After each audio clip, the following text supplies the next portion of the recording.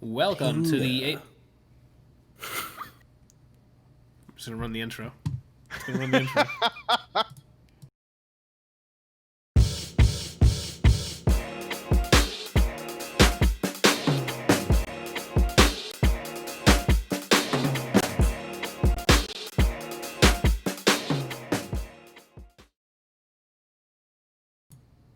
All right. Now that intro was in, Johnson, thanks for watching. He would have just ended it. Oh my God! Welcome to the ADLR. When does the post show start?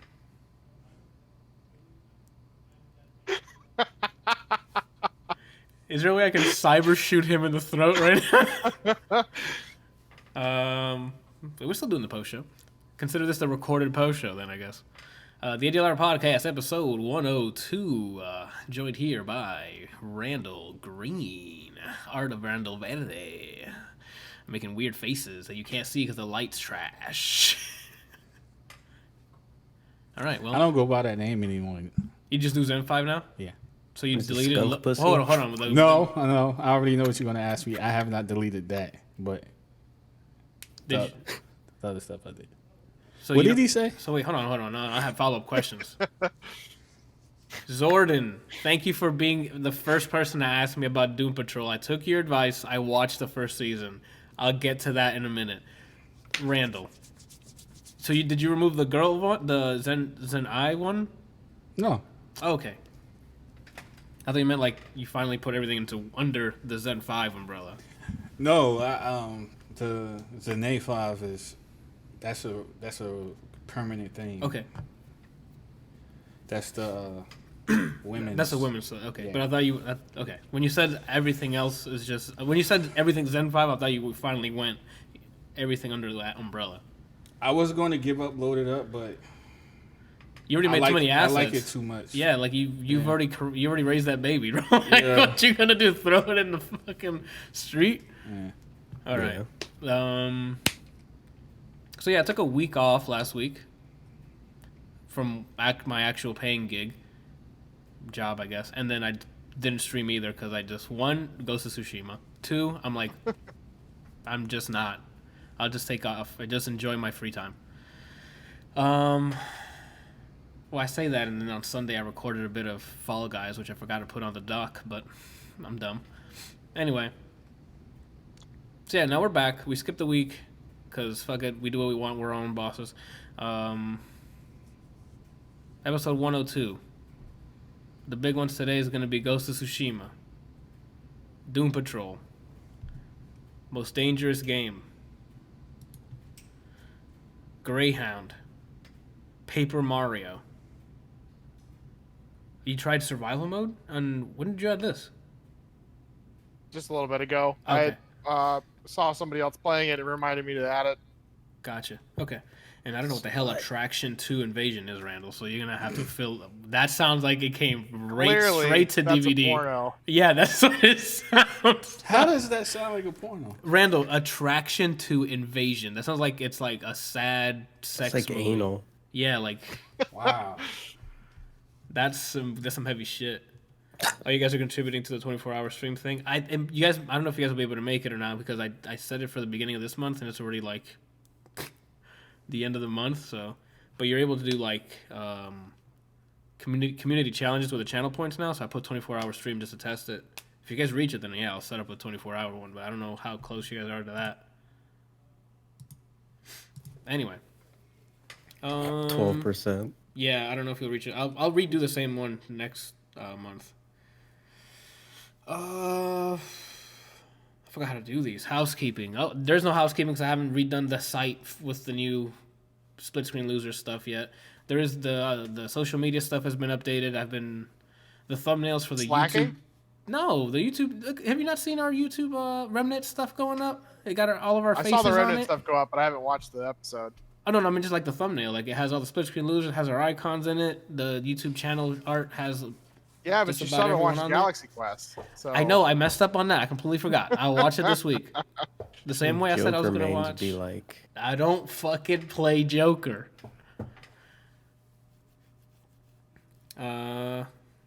This ordinance says, look, we need to get on Doom Patrol. There's another episode on Thursday. Oh, I haven't started season 2 yet. Like, I literally finished season 1 today during my lunch period. On my lunch break. So, I'll get to that when I get to it. But I do need to watch Galaxy Quest. I'll probably watch Galaxy Quest and jump back on that.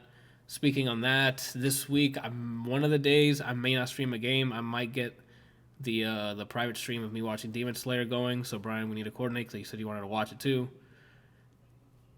Can't be Wednesdays. It can't be Wednesdays? This one I'll watch ReZero. Then it'll probably be Thursday. Tomorrow I'll stream some game. I don't know what yet. Oh, I'll do Animal Crossing. I can finally start my island. Anyway, now that I'm planning in the beginning of this podcast without talking about any content, that's it for housekeeping. Because, I guess you can donate. You still go to the ADLR housekeeping. Still go to ADLRplays.com. It's still there. There's links to the extra life. You can donate. That is actually upon us. This year has gone by really quickly. In November, I have my 24-hour charity stream. So I got to start, I guess, picking up. Yeah, it's already almost November. Why can't it be a different month? November is going to be rough. I mean, I can just stream Cyberpunk for the entire 24 hours. Like, that's not a problem. I have to be there every 24 hours. It's in my contract. Well, I mean, we can dual stream. Like, I can have your feed and my feed streaming at the same time. I'm just playing Cyberpunk. We could all be playing Cyberpunk. That's true. I don't know. Randall's computer isn't that strong. I mean, he better get on getting that new graphics card. He's fucking smirking when he played fucking Tekken 7 at 4K. Get the hell out of here, dude. I need to get a new graphics card. Okay, we're gonna move on before I get triggered. 6 minutes into this damn show. I'm gonna be honest, I'm already triggered thinking about it. Oh Lord. I think that's it for housekeeping, I guess, to look out for this week, because as of this recording, it's Tuesday, so I got a couple days. Anyway, people, what you guys do last week? Since I pretty much went radio. What is it? Radio silent? Is the term? Mm-hmm. Nice, Kelsey. What you been up to? This past week. Yeah, because we skipped an entire last 2 weeks, I guess. So. Yeah, so a couple weekends ago we went to Alabama to visit Shannon's family. Nice. I went cliff jumping, and that was a lot of fun. Jumped off of a 30-foot rock. Oof. Were you scared? Scared shitless. Okay, Just like, yep. you know what? Fuck it. Just, jump. Hopefully I come back up. If this is my time, fuck it. And then we finally got our pool installed. So that's sitting out in the backyard. That's right. And it's filled up. We're just waiting. They got everything in. The water's in. But we have to wait for them to come back and show us how to maintain it, manage it. And then the concrete guys are going to come pour everything and make it look all fancy and whatever. Oh, nice. I thought they were going to show you how to take care of it and then just fill the pool with concrete. That's how you manage a pool. You get it, you fill it with water, and then you fill the rest of it with concrete so that you can't use it. Gotcha. Yeah, I can only imagine how drunk Kelsey would have to be like, yeah, I'm going to fill up my pool with cement now so I can take a dip. No, I'm going to get a swimming pool full of liquor and then dive in. And good reference. Those are proud points right there, dude. Do you remember the artist? Huh? For bonus points, you remember the artist? You remember the artist? Sorry, you didn't come through for me. So that's why sorry. All I heard was something artist. Are you senile now? Yeah, it was NSYNC. What was funny was the pause. He just stared at the camera. Huh? I was trying to piece together what you said because all I heard was, and the artist. What about the artist? Like, what? I said for bonus. Artist reminded him of Nam when he met a little boy that painted him before he got exploded. Yeah, Kendrick. I really like a lot of Kendrick Lamar's music. I think his Damn CD was pretty good, and I think there was one other one that or a couple of songs on another one that I really enjoyed. I like him more as a backup artist than I do him as a mainstream artist. Okay. Not mainstream, but the leading feature. vocal, the feature. Excuse me. Nice. So there's a ton of songs that he came out with in the last 2 years or so that he's a feature, and he sounds really good. It goes really well with the music and the song that's going on. And then, I've listened to some of his other CDs, and I'm like, this doesn't sound anything like him. At least not that I remember, know with him being a feature. Like, it's weird. You should go listen to Nostalgia. It's Pusha T featuring Kendrick Lamar. That's Nostalgia? Nostalgia, but like nostalgia. Okay. The instrumental is just like aggressive. When you hear the instrumental, you're gonna think you sold cocaine for 3 years of your life. Pusha T featuring Kendrick Lamar. Yeah. All right. You don't have to play it now. I That's how I you got DMC this it. on the side so that when podcast is over, I could listen to it. Gotcha. Even John got it right too. He put Bendrick. He's got it, dude. John shows me everything. So what was the process jumping off that rock? Was there any like precautions or anything, or you guys just found a rock and jumped? So there's certain rocks or certain areas that you can go and you can like jump off stuff. Like before that, we went to one that has like somebody who installed a rope swing, and that was a lot of fun. So you like you reel it in and then you hang on for dear life and go off. I'm too fat; I couldn't hold on for very long, so like my grip was failing hardcore. I don't think that's not a weight thing. That's just like a grip thing. That's not a weight. Well, I mean, it's kind of a mixture of both. Like if you're too heavy to, you can wrap your legs around it. Like it's. No, it's not. It's not like it wasn't like it's not like a rope. Like you have it between your legs. It had like a triangular handlebar that you would hold on to. Okay, I know what you're talking about now. My bad. Yeah, so you like if it was a rope swing, like you could like hold on to it like this and wrap your legs around. Yeah, I could go. Whoa, apparently sorry, I'm echoing because something unmuted. Thank you, empathic. So I grabbed onto I could hold onto the bar for a little bit, and we did it for like 2 days straight, for like a couple of hours each day. My whole upper body was just like sore as hell. Oof, my forearms, I couldn't like make a fist.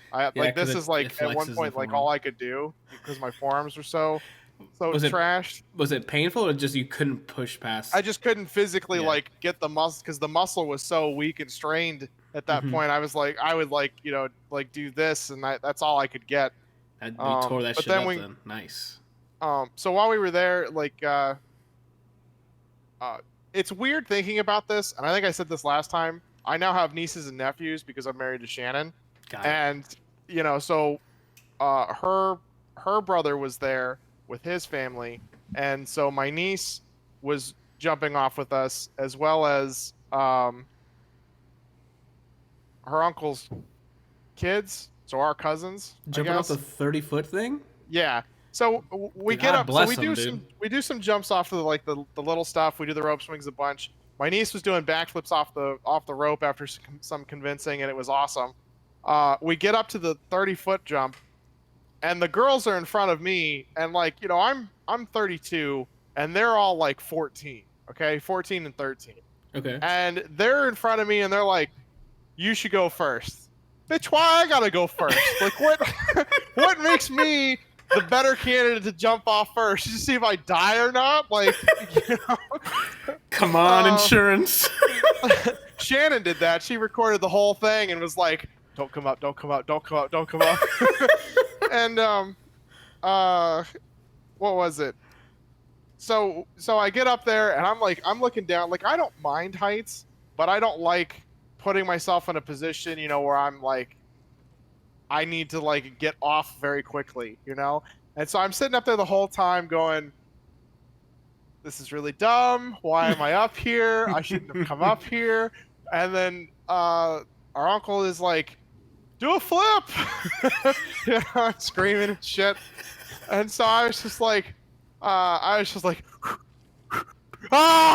And then, you have time to think on the way down. This isn't like, oh, you jumped off of a diving board and you're in the water. No, you're falling for like several seconds. Oh, fuck into that, the water. Bro. Nah, bro, I'm good. You can think you're not yelling loud enough.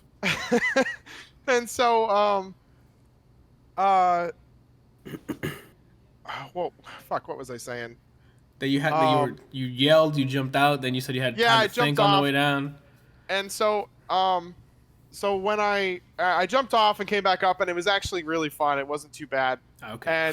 And because it's just getting over that initial fear. Yeah. And so then my cousin jumped off, and she's 14. So my uncle is 6'8". Okay. Very few people make me feel short and small. This dude towers over me. Okay. And his wife is like 5'10" or so. Kinsey, the daughter, is like 5'11" already. She's 14, and just built. I mean, she's a cheerleader. She's just got a lot of muscle. And then what's his name? Oh, I can't remember my other cousin's name. Like totally blanking on it. But the son is like 6'1". He's almost as tall as I am at 13. Okay. Holy shit, you're giants. And so after I jump, Kinsey goes, and then he decides that he doesn't want to do it because he's apparently done it before and didn't enjoy it. And then our niece went. She's 14, and she's like 5'1", 5'2". Okay, and she jumped off. And when you jump off at certain heights, you have to go in straight. You either dive or you go in feet first, and you always like cross your arms or put them at your side so you don't like break or slap something. Because you build up so much speed, if there's any surface area whatsoever, you just, it's like a belly flop. You just do that. Okay? That was going to be my follow-up question. Go ahead. I think I know where this is going. So I jumped off, and then Kinsey jumped off, and we both, slid into the water. Well, then our niece went, and she just was like, "Oh no! Did you guys hit rocks?" And we're like, "No." And so she just jumps, and we're like, "Okay." And I'm watching her, and I'm like, "She's not gonna land properly. This is gonna be bad." So she jumps, and she lands on like the back of her legs, like she like kind of like doing like a cannonball or like sitting in a chair. She like lands, like we are sitting in our chair. Okay. Oh no, that ass hurts now. Nope. She comes up and she's like laying on her back. She's like, "Ah, my butt is kill. Oh my god, it hurts." Right? and I'm swimming there, and I'm there to like, help out in case somebody doesn't do something correctly. And I'm like floating. We all have life jackets on, and I'm floating next to her, and I'm like holding her up, and she's just holding her or the back of her thigh. She gets out of the boat from like the mid of her lower back down to the back of her knee is just solid red because she just into the water. Damn. I was gonna ask you that last. Like, did anybody like mess up and like belly flop at that height? I'm like, oh no. Yeah, and then to top it off, there was another rock that was like 40 feet up, maybe a little bit more than that we went to on the final day that we were there. I didn't jump off of it because I'm like, I don't have anything to prove. I'm not fucking doing this. Y'all can go fucking jump yourself. Oh, Kinsey got up there and was like, let's do this. And we happened to run into like some of her cheerleading friends, and they all get up there and jump off. And I mean, it's literally seconds that they're just screaming all the way down as they hit the water. It sound like a Looney Tunes cartoon. Yeah. And then splash. Yep. What was I gonna ask? On the drop, does it feel like a roller coaster when you're going like straight down, or is it what's like the sensation on the drop? Is it like I just felt like a rock. Like I just jumped out, and then you just are just you're just going. Yeah, like there's not really, you don't have that like feeling in your stomach, when it like goes over and your stomach's like pushing up through your mouth or like, whatever. Yeah, because I'm pretty sure you pick up more speed on a roller. I think if you were like at a much higher altitude, it probably would make a difference. But that far, you just jump out and you just feel really heavy, or I felt really heavy, and then I hit the water, and I was like, that is a strange feeling. Oh, okay. I was wondering if it's the same thing, because every time those fucking roller coasters go down, I'm like, fuck jumping off of anything. If this is what it's gonna feel like. Yeah, no, I don't remember having that feeling, because I thought that was what it was gonna be like too, where it's like, you get that like light stomach feeling, kind of choking up in your throat, and then you're just going down and then it ends, but it's not. You literally are just like, for me, it just felt like I was just a rock that was hitting the water. Oh, okay. Nice. When do you plan on getting in that pool then? So it's going to be about 3 weeks, I think, until we can actually use it, because they have to. It's not really safe to go Like near right the pool away? right now, Oh, okay. because it's just like there's like some sand that's poured around it. They have to come and compact it some more. Shannon and I have already hurt ourselves like looking at the pool. I tore a big chunk of my toe off. She scraped up her leg. What the hell? So what they do is they dig out the pool. Yeah. Ours is a fiberglass pool, so it's just this big thing that they made and they insert it. Well, there's like cement too, where they like build it up. Yeah. Go fuck yourself.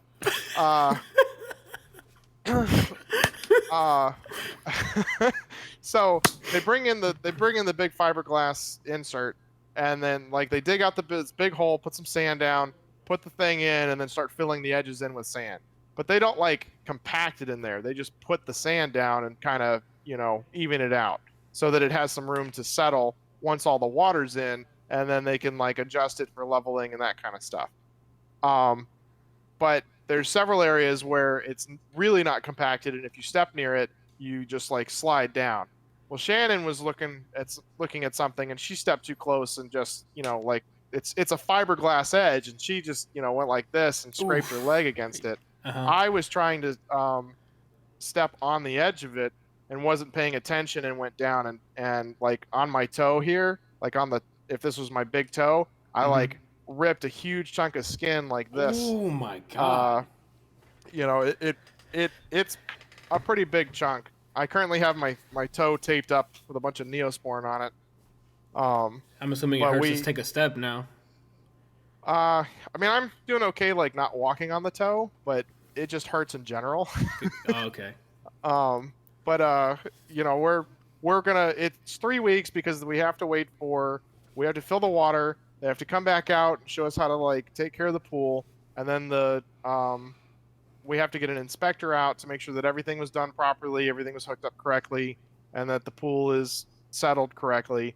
And then the cement guys will come out, pour the cement all around the edges of the pool and then over top the pool so that it has the finish on it, and then we can finally use it.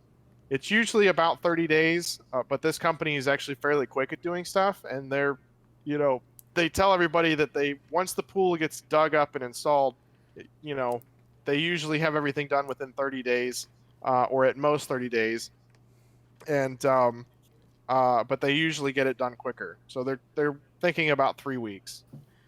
That's pretty good, man. They did tell us that we're going to get bumped to the top of the list with a couple of things, because we were supposed to have it installed last Tuesday, and they called us and was like, hey, one of our employees' roommates got tested positive for the coronavirus, and another one's car broke down while they were in Michigan. So we're kind of running with a skeleton crew. And Shannon was like, bro, first of all, if somebody got the virus, just you take care of them. Yeah. We don't want that. We don't want them to like have to be working during that shit.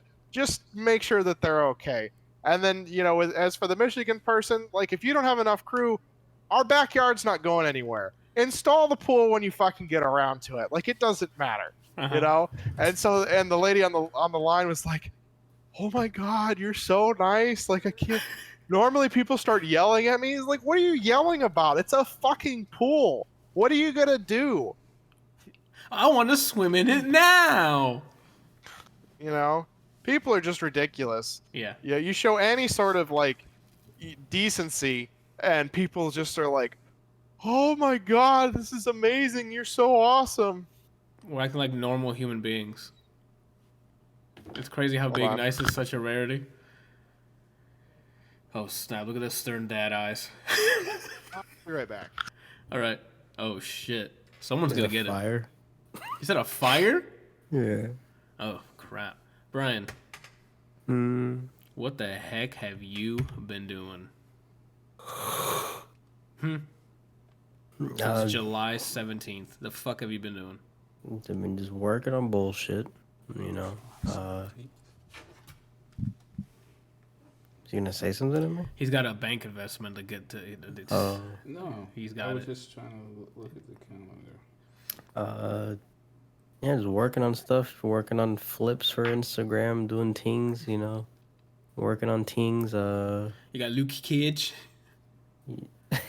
It's funny that you say that because like this whole week I just been doing a Jamaican impression. It's like Luke Cage the entire time. Oh my god. Johan says, I'm the Earthworm Jim of Twitch. I don't know what the hell that means. Like, what? Isn't he like a hero? So am I the hero of Twitch? You heard it here first, guys. Oh, shit. I mean, that's what I've not been doing is streaming still. It's been like a month. I told. Okay, well, I guess we already talked about it before. Yeah, the week before, it's been 2 weeks. The week before last week, I was playing Paper Mario. The Origami Origami King. King. Yeah, yeah. Okay. Alright, so boom. You're playing Ghost of Tsushima. I was playing this same because it comes out the same day. Right, Yes. so boom. Game comes out. I install it. Immediately, first thing that comes to mind, this shit's pretty, right? Yeah. Music, Okay. soothing, right? Start playing the game. The whole opening premise, I think, is somehow this origami person slowly converting the paper kingdom into origami, turning them evil, and you're trying to stop them. And then you just go on an adventure to try to save the princess yet again. Yeah, save Mushroom Kingdom. Mushroom Kingdom's always getting shit on, dude. Like, just leave her there. It's because Peach is a thought. You don't see that happen to Rosalina. Because they don't want any Bowser dick. The reason I frame one bought this Paper Mario game is because I played I don't remember the name of it, the GameCube one, and thoroughly enjoyed it. So while playing this, I can't help but compare them. Okay. And Does mechanics change? I'm assuming the mechanics change because I've never seen that ring thing for the combat. Yeah, so that's one thing. So for combat, when you're in a fight, there's enemies, whatever. There's a circle, and then there's like 4 quadrants within each ring of the circle. Or I guess sure, whatever the fuck. I don't know what I'm saying right now. It's 4 layers. It's a circle with 4 layers and 4 quadrants. More quadrants, but okay, more quadrants. I don't know the number. 4 layers. Right? A unit circle. Sure. Sure. Mario's in the center, and then yeah. The whole point is to align enemies in a way that basically utilizes whatever moves. So you have certain attacks. You can jump on them like all Mario games, and that's a straight line of an attack, right? Yeah. So if you were to line things up to try to hit it, you want to have all 4 of the rings, the enemies on those rings in a line to maximize that. You get a hammer that is 2x2. So to maximize that, you want like a smaller square. The whole point of the combat is you have like 30 seconds to try to optimize your enemies lineup. Yeah. And sometimes if it's a lot of enemies, you get more rotations per setup. Sometimes you have 1, whatever. It was cute at first. I was like, oh, this is interesting. And then I'm like, I could definitely go without it. And the thing I realized is in this game, because at least the point I'm at, I've only been the first boss and then started doing the part after that. You don't even need to fight things. So like, you fix the world using glitter. There's a hole there, like a mesh hole, because the world's been undone by the bad guy. You throw glitter to fix things. Not glitter, confetti. Just saying glitter, confetti to fix things. Yeah. PTSD right now with glitter. This glitter you have to collect by hitting trees or fighting, but most of the times the environment things that you hit will give you enough glitter. Confetti. Yo, Brian, sort it the fuck out, bro. Sort it out. Have you been playing with glitter recently? No, I haven't even touched glitter. He's been bathing in glitter while he's popping that pussy on someone, dude. Yeah. I mean, once you get glitter in your house, you might as well just either burn it down or move because it's never going away. Yeah. You just leave your stuff and then you bail out. Like, that's it. Yeah. They're just spiders. You either have spiders that take over your house or you have glitter that takes it over. It's one or the other. So yeah, confetti.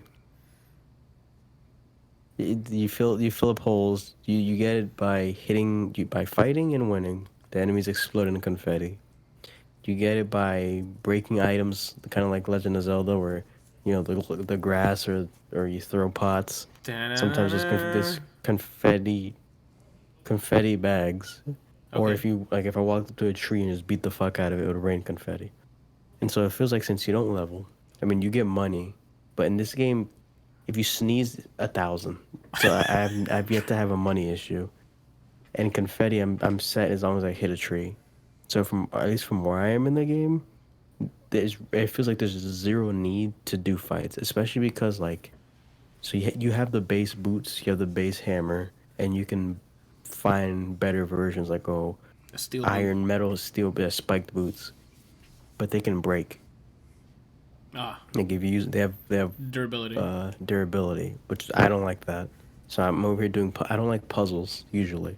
So so the combat itself, I'm over here like Rubik's cube and some shit just to body them.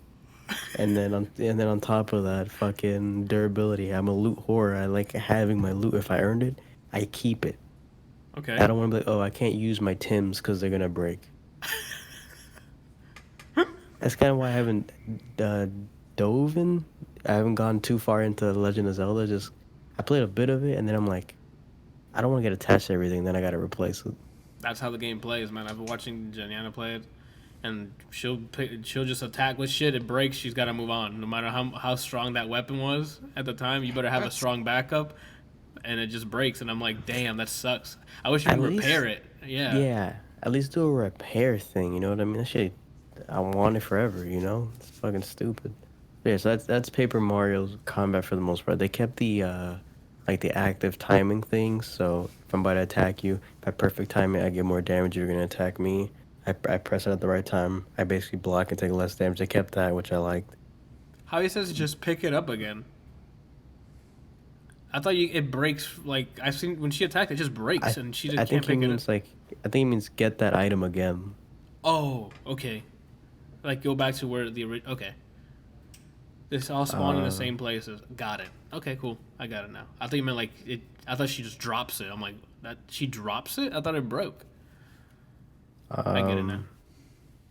So that's the only element that I still like from the other Paper Mario, because I'm pretty sure, I could be wrong, but I'm pretty sure there was an XP like leveling function in it.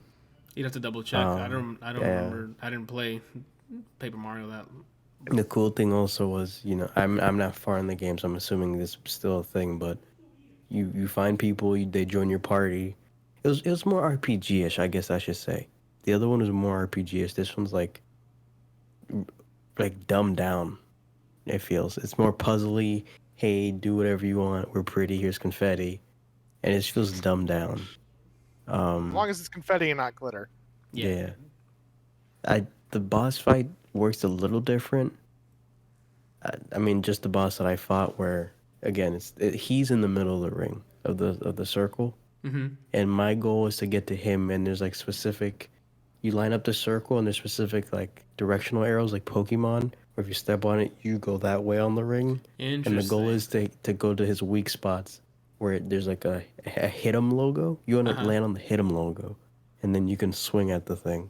See, that seems interesting, but again, that's more like a puzzle thing again. Yeah, I'm not really a puzzle person. Got it. That boss thing sounds pretty cool. This is the Paper Mario? Yeah. Yeah. I didn't play the first one, so I don't really have any expectations, but it sounds weird. Like, yeah. I kind of wish that they just if it wasn't broke, don't fix it. At least for like a big portion of the game that you don't even have to do, because you don't get any levels. And if you wink at someone, you have a mansion basically. That's how much money they give you. In coin form. Yeah, it feels like the game is just centered around look how pretty we are. Look at it's fun. The dialogue like from the Toads and stuff is actually funny to me. It's very punny. Yeah, I saw some of the stuff when you were playing here. Some good puns in there. Yeah, it's not music, it's not E-Man levels. Yeah, but it's not E-Man level. It's not the music is gold, but the music's really enjoyable. It's usually like a new rendition of songs we've already heard.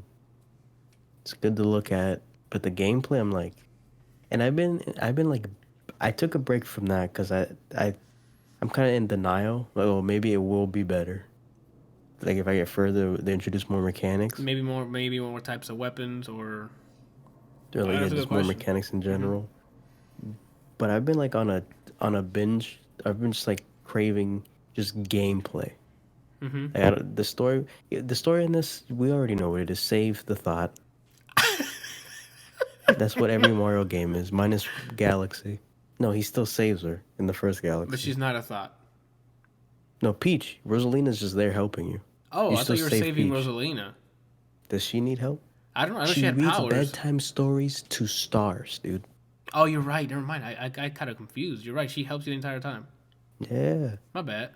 I don't know why I missed them. I thought you had to save Rosalina in my head just now. Shoot. So yeah, Mr. Morgan. I enjoy the presentation of this game so far. Maybe it'll get better the more further I get, but it never gets better. It's yeah. That's how I felt with the last Remnant. I was like, maybe it'll get better. It never got better. Listen to the wise one, Bryant. if the game is not like, if that loop, don't get me wrong, there are probably some out there that like something changes and it gets better or opens up some things that you can do more. But generally, if the game is not super enjoyable from the start, it's not going to get any better. They're going to add more mechanics, and you're just going to be like, this is more shit that I have to deal with. It's never, oh, that changes the way the game plays. No, it's just they're going to build on top of what's already there, and that's going to be it. Yep. So if that loop doesn't get you in the beginning, it's going to be difficult to get you later. I keep comparing it to I keep comparing it to other RPGs because in my head, I usually with sequels, I tried at least until I beat the game. I try to see like my camera just started getting real choppy. I try to see like what the game is by itself, like standalone. Then if I beat it, then I'll compare it. But I can't help but like while playing this, be like, no, this isn't. It's missing something. Like visual, like aesthetic presentation. Superb. But the new gameplay, record. I don't know. Gotcha. So I've been playing stuff like Hades just because I'm like, I just need to feel alive again. Yo, I haven't played Hades. I haven't played Hades since the binge. Yeah, since the binge. Oh my god. Did you ever beat it? Brian was next to me when I got to the final fucking boss, and I'm like, beat him. His health comes back up, and he's like, get ready for stage 2, and I'm like, I used up everything. Makes me think of Sekiro when you fight the ape for the first time. You fight the ape and you kill it, and then all of a sudden he's like, nope. Oh my god, great! I haven't started Sekiro yet, but I got it during the sale. But I'm definitely gonna play it soon. And it's coming to Stadia now, isn't it? Yeah, after I bought it, they're like, "Oh, now it's released on Stadia." You fuckers. Depending on how good the game is on PC, I might rebuy it. Yeah, I keep comparing it to RPGs for some reason, and I'm like, was it off rip that I love this game? So like Persona 5, for example, the story's real like cheesy anime-esque, like you can predict where it's going. But the presentation, again, that also style amazing.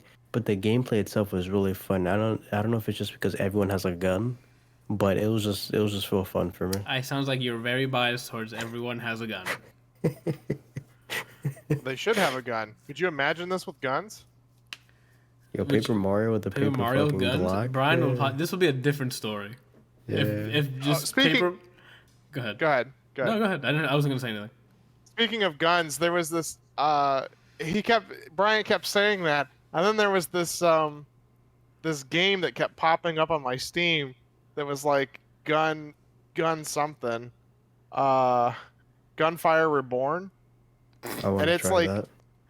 Do you want to try that? Yeah. Like it just kept popping up on my Steam, and I was like, this sounds like the perfect game for Bryant because it's just guns everywhere. But apparently it's like this very interesting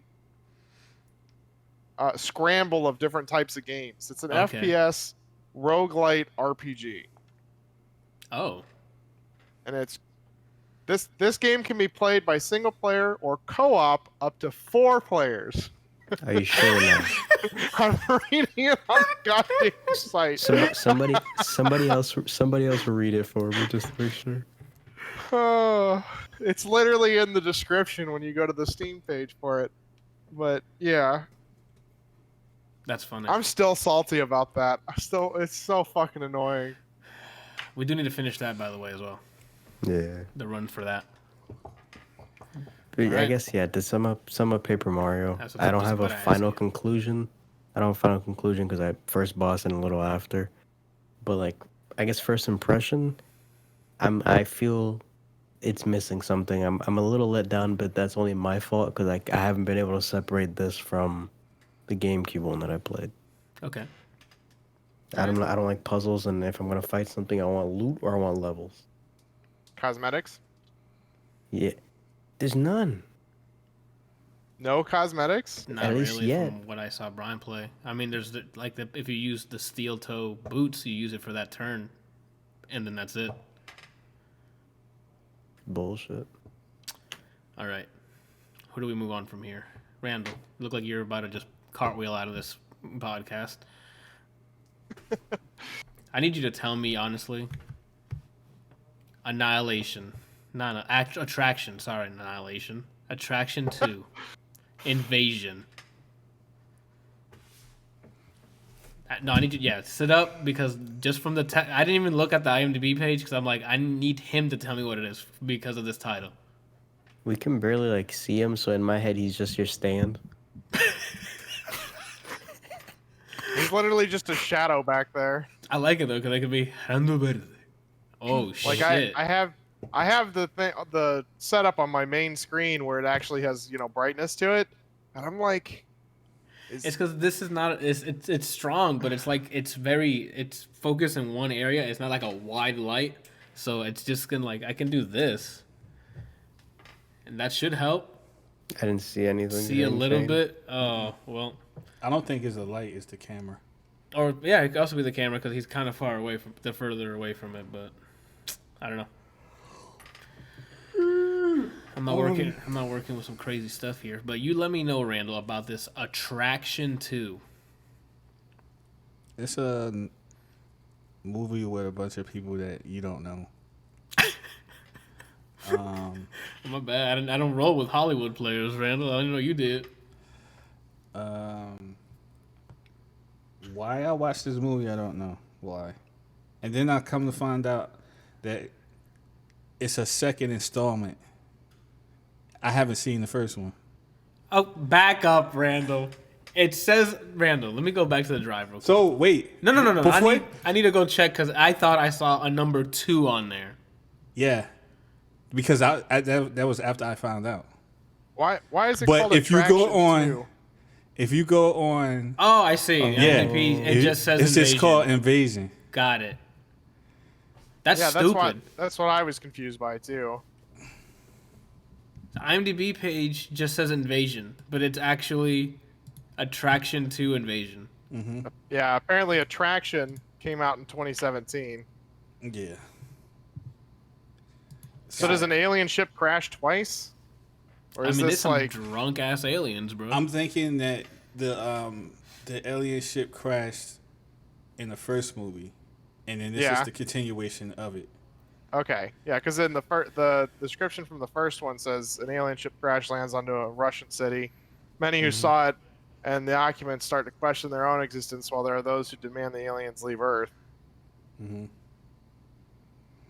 So, But it's just kind of confusing because the second one says, with the fall of an alien ship, Julia's life has changed. yeah. Like, All right, I don't know. Randall, so hit me up with the sequel of a movie you haven't even seen the original of. So the movie was not in English. That's the first thing. So I had to read subtitles. Oh, it takes place in Russia then. Yeah, So it's a Russian. Okay. yeah. And there was no option for English audio. There's just straight Russian. That makes sense. You have to go to the subtitle and just put the Yeah. subtitles on. Okay. And initially I wasn't going to watch it, but this is sad. Here we go. But in the beginning, when I saw Sony, I was like, Sony? Maybe this might be good. Randall, you fucked up. And then I saw Columbia pictures. Uh-huh. I'm like, okay, this doesn't seem like no low budget movie. So I'm like, okay, then yeah, I'll give it a shot. I like to try let's support Sony and Columbia Pictures. Let's go.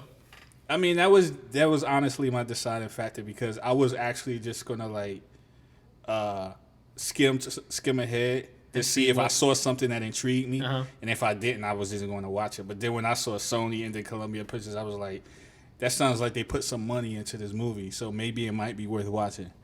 So it's pretty much what Kelsey said. Is about this. It's centered around this one girl who interacts with an alien who I'm assuming he took on the form of a human being, or maybe he already looked like a human being. But Martian Manhunter? Nah, he looks like a regular human being, but he has Martian Manhunter.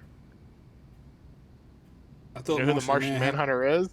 Yeah, he knows who it is. He can transfer. I mean, correct me if I'm wrong. He can just turn into look like a human. Yeah, John does all the time. Yeah. Yeah, he literally but looks. This guy doesn't do any shapeshifting.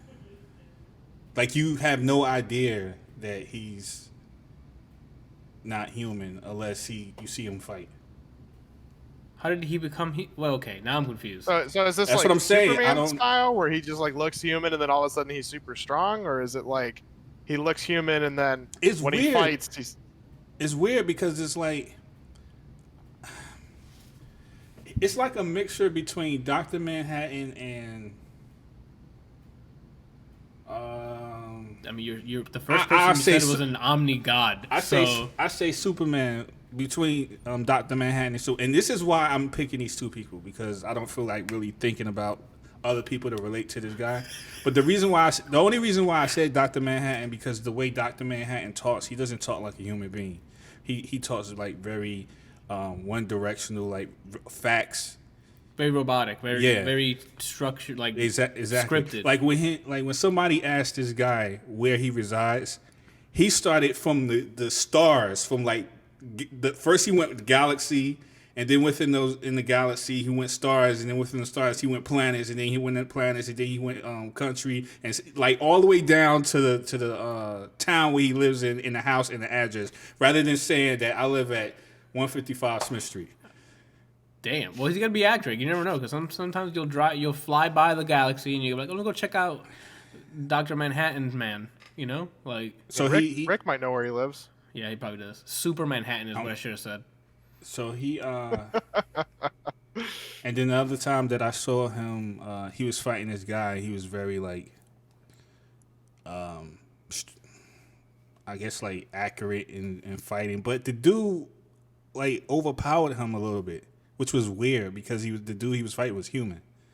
So I don't know. It's some inconsistencies going on. So he was in the supermarket and this lady was like, you know how like when you go to the store and someone asks you like 50,000 times to sign up for one thing and you've already said no twice. Yeah. And then by the third time you just want to punch him in the face. Like she just keeps asking him and he gets angry and you can see him bend the shopping cart. Oh shit. Like the handle. Uh-huh. So it doesn't make sense to me. Like there's some inconsistency because it's like if he has a you can bend. Yeah. Why does this human being overpower you in a fight? But whatever. So anyway, the story is centered around the girl and her relationship with him, and then there's this I guess we're just gonna call it like AI type of thing that basically determines if something is a threat to everyone. And apparently she was a threat. It felt like she was a threat. It was like, you guys need to kill, like you guys as a human beings need to kill this girl, or I'm gonna kill a bunch of people. Oh shit! So that's pretty much what the movie is about. It's like them trying to deal with the thing in the sky, and the alien is pretty much like defined because he came from that same world. Okay. So the thing is like telling him like, look, we're going to destroy such and such. You can come back home, but if you choose to stay, you're going to die with them. Oof. And of course, typical story. No, I love her.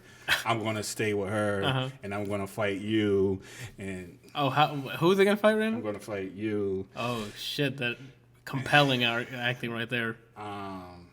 You. Game of the year. Yeah. That's it. So it sounds like you don't recommend. Was there cool visuals at least? Like the fight scenes were cool, or the alien technology looked pretty cool. That's it. Nah, it sounds like I'm good. I don't think I'll skip this. All right, Randall. That I was not expecting that. I thought it was gonna be like a pornography that you got into. Really? Yeah. Well, let's move on then, Randall. That way you'll finish your stuff, and then we'll get into my stuff. The most dangerous game is man, Randall. Yeah. So, backstory. A new streaming platform called Quibi. Quibi? Oh, the short bit thing? Yeah. It's a platform all centered around like TV shows and stuff that last 7 to 10 minutes. It's like quick bites of a story, and then like a season you can get through it like in an hour because it's short. So Randall saw Most Dangerous Game. And then after watching it, he said, "Yo, Ant, dag, bro, you gotta go watch this." Really? That's how I said it? Dag. I'm pretty sure Throw I the didn't ball, say that. baby. Throw the ball, baby. Oh my god. He's like, "Yo, shoot. Yo, check this out." And I'm like, "Okay, what is it?" Okay. I can see this whole conversation happening. Is the funny part. Did not go nothing like that. Anyway, but he told me about it because it stars Hemsworth's brother Liam Hemsworth. Liam? Mm-hmm. Yeah. Hemsworth. Christoph Waltz, who's anyone who's watching Glorious Bastards or the Bond movies, Django, like Christoph Waltz is a great actor. And I think those are the two biggest names in there, if I'm not mistaken. West here, like in American cinema, anyway. So the premise is it's like a TV show, but we pretty much just put it on there once, like a movie, because we just binged it. Because only like what was it? 12 episodes, not even, and they're all like 8 minutes long, so those as long as like a mini, like a TV movie, I guess. Anyway, premises of Liam Hemsworth's character is diagnosed with cancer. It was a tumor. A brain tumor. Go ahead, Brian. Question? Is this based off the book? I don't know. I don't know. All I know is this. This show. That's it. I don't know what it was based off. He said, "Yo, we should watch this." I'm like, "All right." I sat down, watched it. Inspired by the many times filmed 1924 short story, The Most Dangerous Game. Okay. Cool. Well, anyway, he owns a building that he's trying to sell off to investors so he can make money for his family. Except it's not panning out, so he's like financially in debt.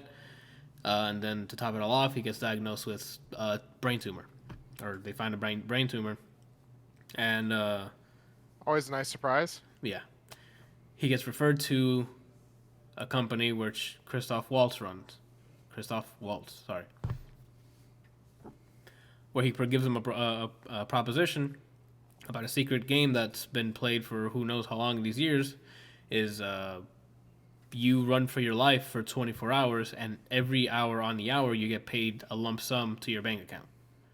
Obviously, the longer you last, a lot more money you accumulate. By the end of the day, you get how many millions? 24.5 million. Yeah, if you survive, it'll be 24.5 million if you survive the entire 24 hours. So, at first, obviously, it's an episode of him like, "No, I'm not going to do that. You crazy? That's insane. I can go to the cops." Whatever. Skip that shit. He obviously accepts it. Otherwise, this would have been a 2-episode fucking show. So, yeah, it begins. The rules are it's him against 5 hunters who are all competing to get the kill, obviously. I'm assuming they get paid something if they win, right? Or some shit. But at first, I think it was, you cannot shoot, like, you can't shoot him. They have to kill him with a knife. So they have to they have to hunt him and then kill Liam Hemsworth. And that's it. And it's a run and gun, like a run and gun. It's one of those like I wouldn't say Jason Bourne running movies because it's not that. That guy doesn't really have a lot of fighting experience. So Like hide and seek. Sort of. I haven't seen it, so either way, I'm not gonna I understand. forgot about the hide. You said hide, and I'm like, he can't hide. Oh, that's why. Every I think anytime he gets called by his wife or anyone, because this is a game in secret, his wife doesn't know what he's doing exact. But if he gets called by his wife, it pings the other hunters for 15 seconds of where his location is in the city. Or is it? No, Anthony, what's wrong with you? It's every 15 minutes, every 45. No, shut up. It's Randall's turn to talk. That's true. I got it wrong. Get it? No, you're doing good, man. Well, I got it wrong. You just told him no. What's wrong with you? Clearly, he's not doing well at all. But then he got it. He remembered. So it doesn't matter. What did I remember? Oh, yeah, I didn't. No, it has nothing to do with his wife. It's just like every what is it? I forget how long it goes by, but for 15 seconds, his location is shown on the map. So for 15 seconds, he has to definitely keep moving because all the 5 people that are chasing him, they know exactly where he's at. And then after the 15 seconds is up, it's pretty much like he goes dark. Like they have to literally like hunt him down. But it goes Brian. I'm gonna get out of the way. I would have died within the hour. I don't have the cardio to run as much as this man's running for 24 hours. Oh, and you cannot. I thought the rules were interesting. Yeah, go through the rules. I forgot a lot of them. So. The rules were, there's 5 people that's hunting you, and it has to be a melee kill. Yeah, like they can't just gun you down. No guns. Oh, well. So they can. That makes things a lot easier. You mean harder? No, easier to stay alive. Oh, got it. I think you meant like hunting. It makes it harder for the assassins, but yeah. You know, if some dude has to come up with me and stab me in the face, you damn well better believe that I'm going to put up a much better fight than trying to dodge bullets. Yeah, that's what. That was a good move on their part because otherwise because it takes place in modern times, so like he can just snipe them from like a mile away, which would be really boring. So it has to be a melee attack. You cannot leave city limits. Yeah, he has to stay in Detroit. If you leave city limits, then the game runs indefinitely, which means that they hunt you down for the rest of your life until someone eventually kills you.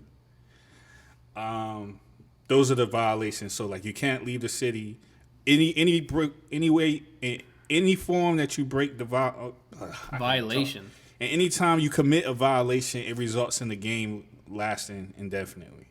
So you can't leave city limits. You at the time at the initial beginning of the thing, you can't use guns. At least he can't use guns. You got to start with nothing. Like you can't have keys, wallet, money, nothing. You just have to be bare bones. Mm-hmm. What else? Oh, you can't tell anyone about it. Oh yeah, you can't go to the cops. That's a breaker violation. You tell anybody, that's a breaker violation. That's about it. And then Godspeed, bro. Don't die. Yeah. Oh, and like he also said that the guys or girls or who he said the way he initially mentioned it was like you never know who it could be. It could be male, female, black, white, old, young. You never know who it could be, but they won't risk doing an open attack in front of people because they are still at risk of the authorities. Like they don't want to risk like being put in prison or have to relocate and get a new identity. So they're going to try to get you in an alleyway or some shit. So when you're moving around, crowds are your friends. Mm-hmm. Which I don't agree with that. I think that's bad idea. Yeah. I mean, yeah. Well, because somebody like in New York, somebody could just walk past you and stab you in the kidney and then keep walking and you're going to bleed out. Yeah. So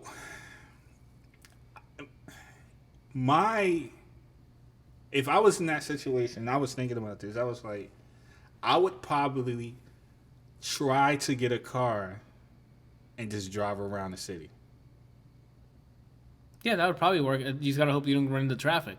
Yeah, that and. But at that point, I don't know how I'm going to get a car without it being reported stolen. Yeah. So I mean, even after that, you're gonna have to refill eventually, and you're gonna be vulnerable while filling that up. Yep. Why not just steal a bicycle? Or a bicycle too. A bicycle would be a hell of a lot easier to steal, and Well, but are you gonna really ride around for 24 hours? Well, Randall, that's not even the Why problem not? I have with that idea. There's a hunter there that throws knives. Okay. So And? on a bike, There's two of them that throws knives. like I'm rolling around, right? And I'm like, where the hell is it coming from? And then a knife in my head, I fall over and die. So let me hang on. Let me just make sure I understand.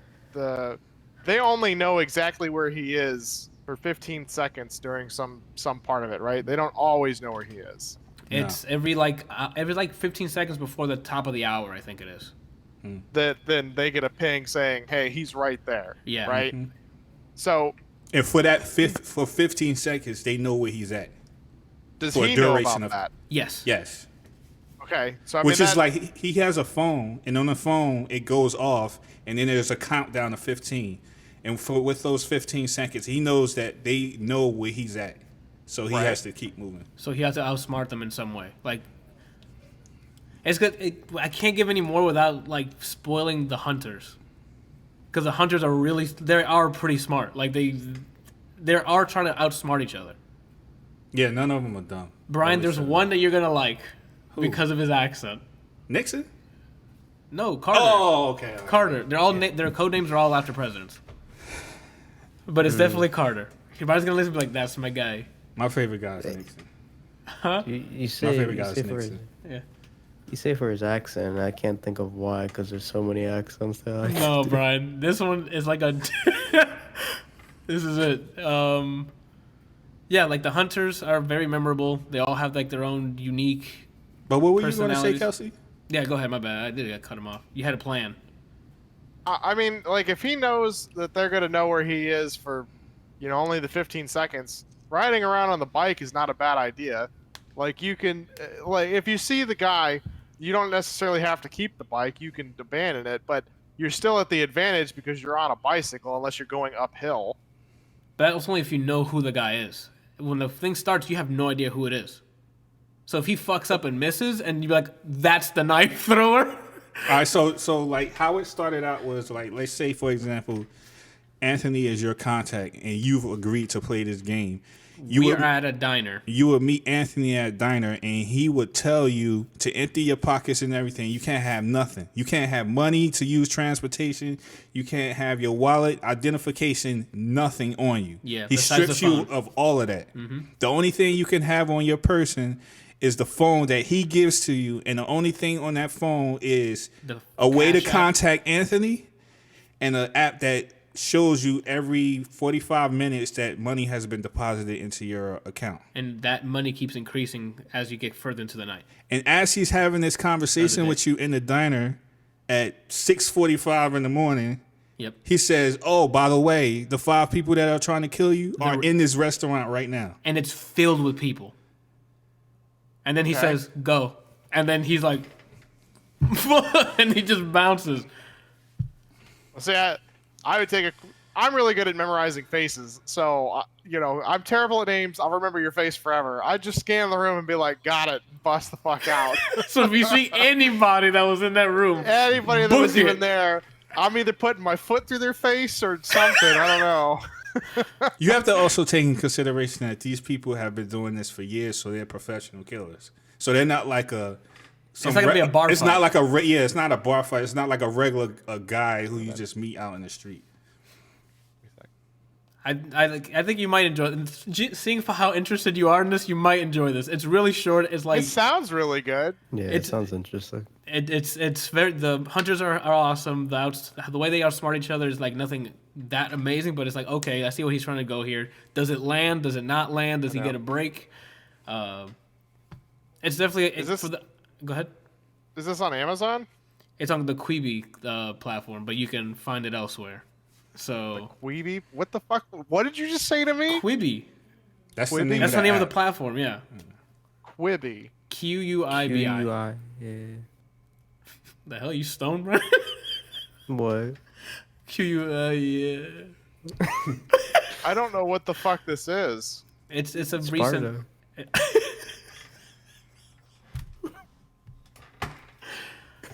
It's a recent platform release, and they have a bunch of shows and stuff. So I'm intrigued. I kind of already discussed this with Anthony, but I don't know if I ever got like a definitive answer from him.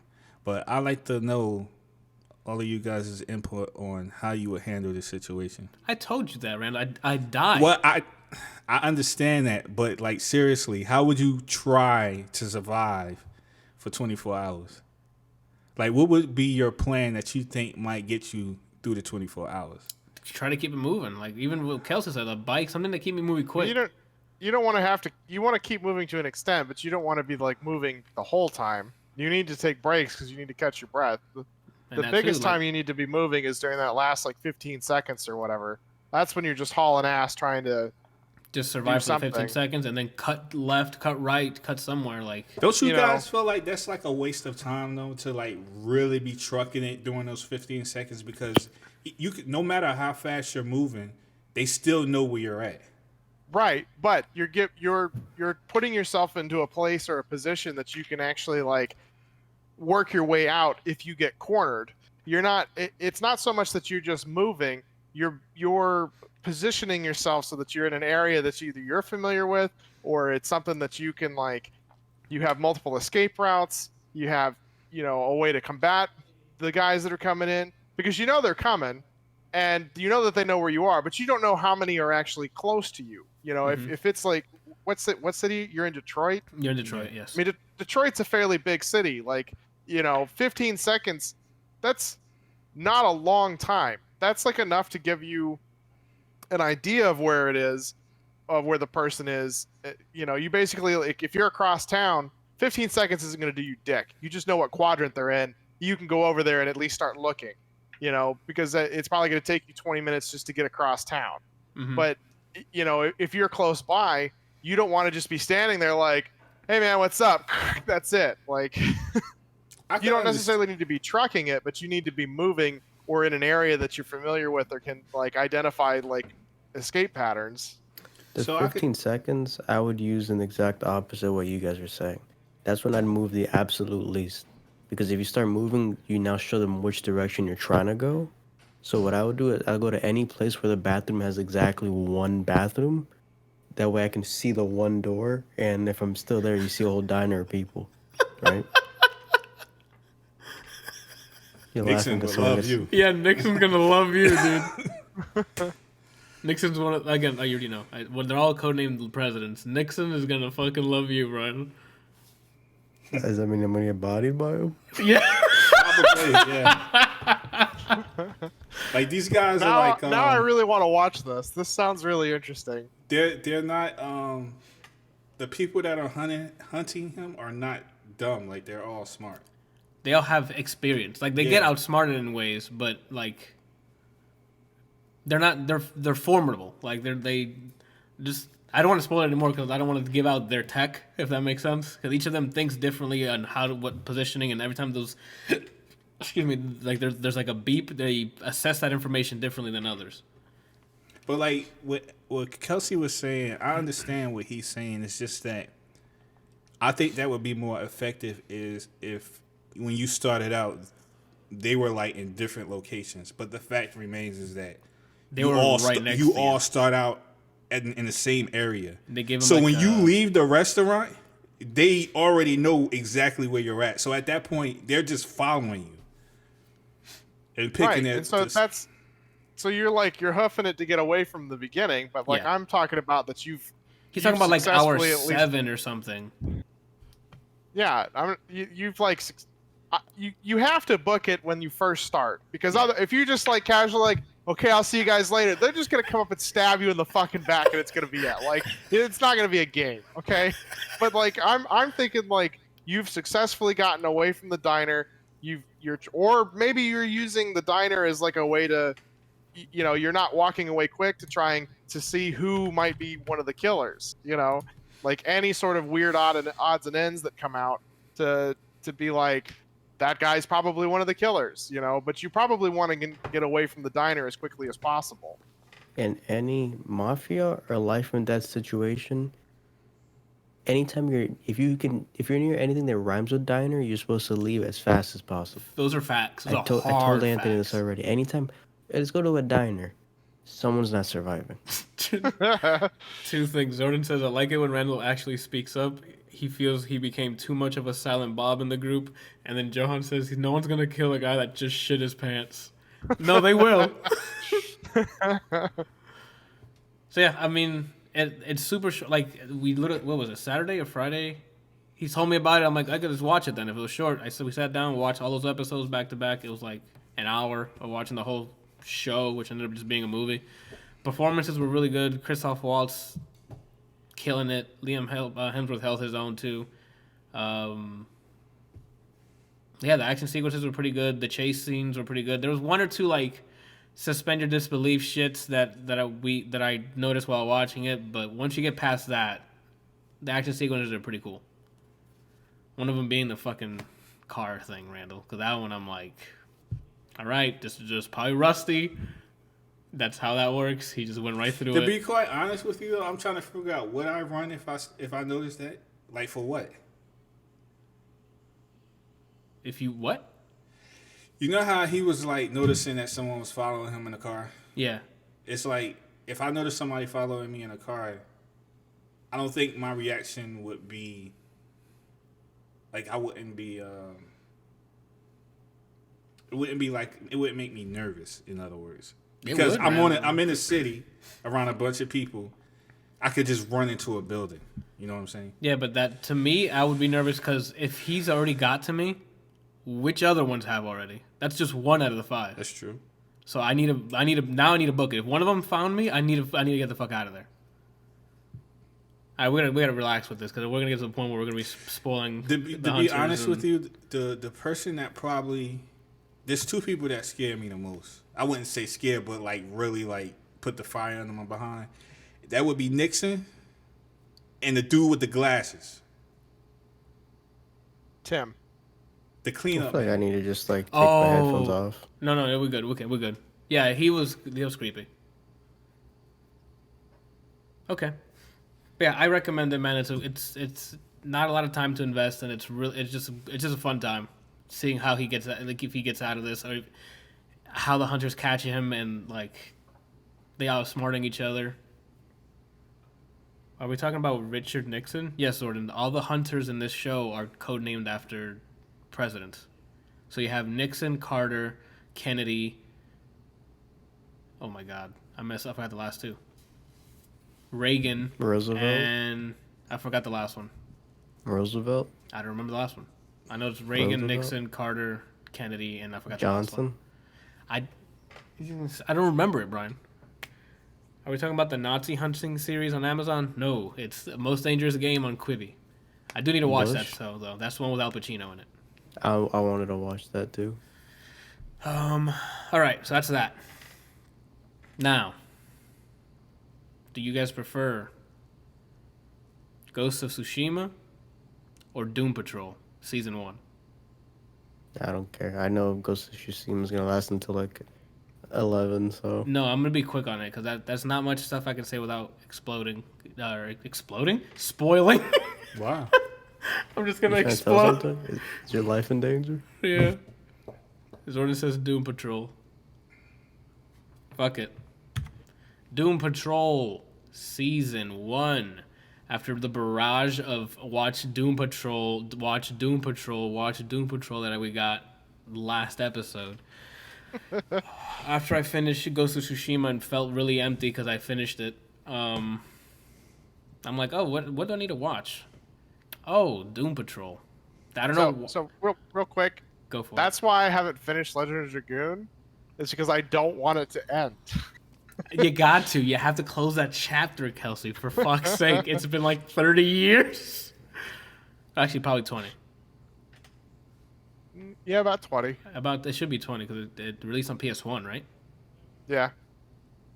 Yeah. All right. So yeah, It's not as bad if you got something else to play though. I think it's when you play something really good and you don't have anything that's like equally as good to that's play. true. Then that's when you start. That's when you start feeling like, fuck, what did I do to myself? I think it's just as bad. If it's something that's like, yo, and then you finish it, you don't want to play anything but that, but you already experienced it, at least for me. Oh, okay. Now for me, I think I'm with Rand on that. If I didn't have like anything lined up, then yeah. But I have a backlog that reaches here to Kentucky, so I got to keep it moving. Doom Patrol Season 1, the story of a group of broken, damaged individuals. Suicide Squad. I prefer this a lot more than No, this is better Squad. written. Better pizza. If you're talking about Suicide Squad, the movie, Brian, this is beyond better written. This is... I was just saying Suicide Squad because they usually start by saying something like that. All right, so kicks off our narrator / antagonist, Alan Tudyk, who plays Mr. Nobody. I'm not going to tell you about the antagonist because that all gets filled out later on. It opens up with one of the characters called Cliff Steele. He's a professional race car driver played by Brendan Fraser. No. Is that his name? Brendan Fraser? Brandon Fraser? I don't know. One of them. Oh my God, Anthony. You've been seeing his name on the opening credits like... Brandon. Tim Allen. Brendan Fraser. Brandon. Yes, it is Brendan Fraser. Okay. Oh, the guy from The Mummy? Yes, he plays Cliff Steele. Yeah. He is a NASCAR driver, drunk, cheats on his wife with the nanny. Oh, snap. Doesn't really care for his life at this point. Is in a car accident during While a race. racing? Yep. And dies. Mostly. His brain is all that's kept alive. So he gets put back together by Niles Calder, played by the dude. Kelsey, did you remember Hot Fuzz? Yeah. Do you remember the guy who owned the supermarket that had a picture of himself? And he always talks like this. He has like a deep, soothing voice. And he's got I feel like I should know this, but it's been a while since I've watched it. So I forgot the actor's name. Great actor. Anyway, he's in this. He plays Niles Calder, who doesn't have. He has legs. He's just he can't walk. Scientist / explorer, adventurer. Anyway, puts them together, and he lets him live in where he lives at now, Doom Manor, which is also housed with Larry Trainer, who his backstory is he's a pilot who, during a test run on an experimental aircraft, runs into a negative energy source that makes him crash his plane, crashes to the ground, burns his entire body up, exposed to a ridiculous amount of radiation, and is now been experimented on, etc., etc. Also by a woman named... etc. Yeah, I'm not trying to give too much away because they go over and this is okay. Hold on. And then It Rita. sounds like everyone should just stay away from vehicles, is what I'm hearing. No, Rita is an actress from the Bus. 40s. No. Oh. During one of her shoots, after being a really bad person to her crew or whatever the heck it is, she falls into a river and inhales some sort of slime, something that ingested into her body, converting her into slime, like a blob. That's her power. But she learns later on to control it so she can reform back to a human, but when she gets nervous, she just turns into a blob. Oh, snap. What's up, Okan the Great? I didn't notice you mentioned. That gives us our first three. I'm trying to think of what I can spoil for the premise. Anyway, and then there's Jane, who is a multi-personality human being, each personality having their own superpower. I love that. Well, they fight for control over who's surfaced, as in who's... How many? There's 64 personalities. God. Damn, Brian, you excited. She has 64 personalities, Yes, and they each have their own. superpower. So she's Interesting. Legion. From teleportation to, like, Mad Max metal coming out of the mouth forming into a solid object to kill someone, to fire, to electricity, So she's Legion. sort of, but not really. Can she switch at any time, or is it like It's Just whoever whatever's decides, there. whichever personality thinks that it's their turn to be out. She Gotcha. she can't control any of them. So it's basically having, think of it like Professor X hearing all those voices, but instead of just hearing voices, they just take over. Yeah. So that's a very interesting character. What was that movie he played in where he had multiple personalities? Split. Yes, Ocon the Great, that is Catch Me If You Can, the Leonardo DiCaprio and Tom Hanks movie. Love what was that I gonna movie. say? It's a good movie. It's a great movie, actually. But have you watched Galaxy Quest? I'm going to watch it this week. I promise you. I forgot. I guess not a spoiler, but Cyborg's in this. Not the one from the DC Universe movie from like Justice League. It's their universe one. I was gonna say it looked, hasn't- looking at the pictures that looked like Cyborg, but I wasn't quite sure. This is him as teenage Cyborg. He tried to go for the Justice League. Justice League says, we'll give you a couple years to get better at whatever it is, like, and come back to us in 5 years. So in this timeline, the Justice League exists. He hasn't made the cut. So he's in Detroit or Chicago. Detroit or Chicago with him and his dad fighting crime. His dad is the one who made him after an accident that happened. Near the beginning of the story, Niles gets kidnapped by Mr. Nobody. So that becomes the overarching, like the whole arc for the season. We need to get the chief back, like the leader. But these guys don't really know each other. They need to band together and do their thing. So it's one of those seasons where you get it's a season where each like episode or every 2 episodes it's a character development. So you'll see everyone deal with their dark past, their bullshit, their insecurities, their depression, their whatever it is that's fucking them up, whatever they're hiding from. Each episode is delving into the psychosis of each character in some way, while still keeping humor at like what the fuck am I looking at here? It's to the point where, Brian, remember Legion, how it sometimes takes like the jokes and it's like creative ways to do the jokes, like shit, like what the fuck am I watching? It's like that, and then some episodes where it's like at 10, or you're like, what am I watching? The finale, I'm like, what am I doing? That seems like it's bad. No, like it's just so you don't expect, like with the beginning of this season, you're like, I'm not gonna expect to see this at the end, and not in a bad way, because it all works together. Everyone's a quirky,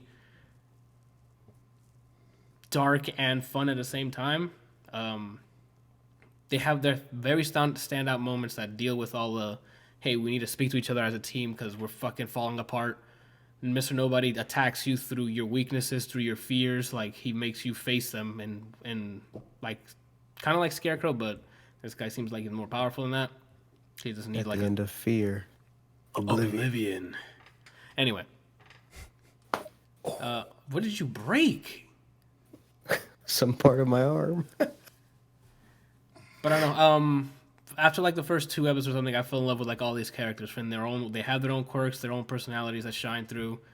The relationships they form with each other, like Cliff's relationship with Jane, or Larry's and Rita's together, Cyborg with Cliff, or and each episode they experiment with it, like separating them with the A arc, like the A storyline, the B storyline of the episode. They'll break them up in different like. In different teams, like one of them will be with Cliff and Rita, and while the other story, like B storyline, will be with like Cyborg and Larry or something, and they all start intermingling and getting to know each other. And you see the chemistry between each duo, and then when they all come together, it's like a shit show. I don't know, man. The first season, I finished it today. I think it's definitely a must watch. Like there's something there. There's something special about it. Alan Tudyk as the freaking antagonist is. What a performance. Like, he did such a great job being an evil, maniacal villain, if that makes sense. Like, he has, like, those, like, it's going to sound like an overhyped thing, but he has, like, the mannerisms, the laughing of, like, a crazy Gotham villain. Like, not Joker-esque level, but, like, it's like he has, like, the speeches he says, the way he speaks, it's very classic villain. I don't know. Zordon says he's not a cartoonish villain at all, though. He is he's a self-aware cartoonish villain, if that makes sense. Like his whole deal of Mr. Nobody is like he's very self-aware because he is the narrator. He is also Mr. Nobody. He knows things that's happening outside of the show because he knows it's a show. He knows it's an episode. Like it's very self-aware of what it is. So it tries to use that to be like, we're not trying to be serious about this, but this is serious topics in some ways because it has to do with like mental health and things like that. But they still keep it like, excuse me. And then Mr. Nobody is strangely human. Yeah, like everything's just very weird in a way that's like, I gotta see more of it. Because they do a good job of explaining the weird in a way. You'll have character. Favorite character? Shit. I think it has to be Larry. Because Larry has that Hulk syndrome. Because that negative energy thing that he has, it's living inside of him. So he's battling with that energy he can't communicate with. So that's kind of like, that's the closest thing that like, I'm like, oh, that's like a Hulk thing. And I kind of like dig his arc. Well, I guess I know who my favorite character is going to be if I watch this. He's played by Matt Bauer. If you've seen his face, once you've seen his face, you'll be like, okay, it's Matt Bauer. He's like a pretty boy, dark hair, blue eyes. Keep it in your pants. I can't. You won't be able to see it anyway. Oh.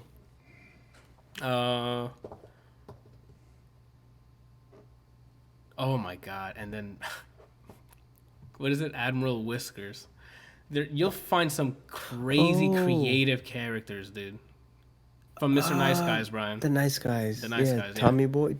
Johnny Boy. John Boy. Yes. That's what I could have told. That's what I could remind you. It's John Boy. As soon as you said, "Oh," I'm like, "Oh, Nice Guys." That's where you would have seen him. Yeah, he plays Larry. I don't know, man. I like it a lot. I can't wait to start watching season 2 after I watch Galaxy Quest. I'm digging it, man. I highly recommend it. They have very creative episodes in terms of like presentation, visual, like how to represent when they're in someone's mind. They know how to represent different personalities. Like when there's an episode for Jane that they go into her mind, and it's a really cool episode. Same with like there's one called I think Therapy Patrol, which is really well done. Anyway, I recommend it. This is a good call on everyone who told me to watch it. I think it was Zordon and somebody else did. I think it was E-Man. Told me that Doom Patrol is pretty good too. Yeah, good call. Just dope. Now, is there anything else you guys want to talk about before I delve in? What the hell's Greyhound? Oh my God, I forgot that's on the list. I was gonna say, you sounded like you were almost done. I forgot that I put that on the list. The hell is it? Greyhound. It's a movie on Apple Plus, or whatever that TV subscription shit is for Apple. Tom Hanks movie where he plays a Navy captain during the World War II. I forgot what battle it was. Anyway, him and his fleet is in charge of transporting a convoy. They start getting attacked by the enemy, submarines, by U-boats. And most of this movie is that it's them surviving that submarine. Huh? Submarine? No, they're not in a submarine. The enemy that's attacking them is in a submarine. Yeah, in a U-boat. And they have to protect the convoy as they get it to the checkpoint that they're going to transfer it off to. So, like, for me, not knowing a lot of Navy talk and stuff, a lot of times I'm lost because it's very heavy. It's, like, very authentic. It sounds like it's authentic. Terms and stuff, and I don't know what the hell's going on, like left full rudder and stuff. I don't know what's going on. But when the action starts and they're trying to dodge missiles coming at them or trying to outsmart positioning of the U-boats and stuff, there is some sort of tension, and it's like, oh shit, are they gonna make it out of here? But a lot of it seems like they always feel kind of safe, because the most you know about in terms of characters is Tom Hanks' character, and the rest you don't really know much about them. So it's the only person you really care about is Tom Hanks' character and his ship. There's some stuff to worry about, but okay. So I'll answer that question in a bit. Actually, I can do it now. He asked what my favorite episode of Doom Patrol was. It might have been Jane Patrol or Therapy Patrol, so far.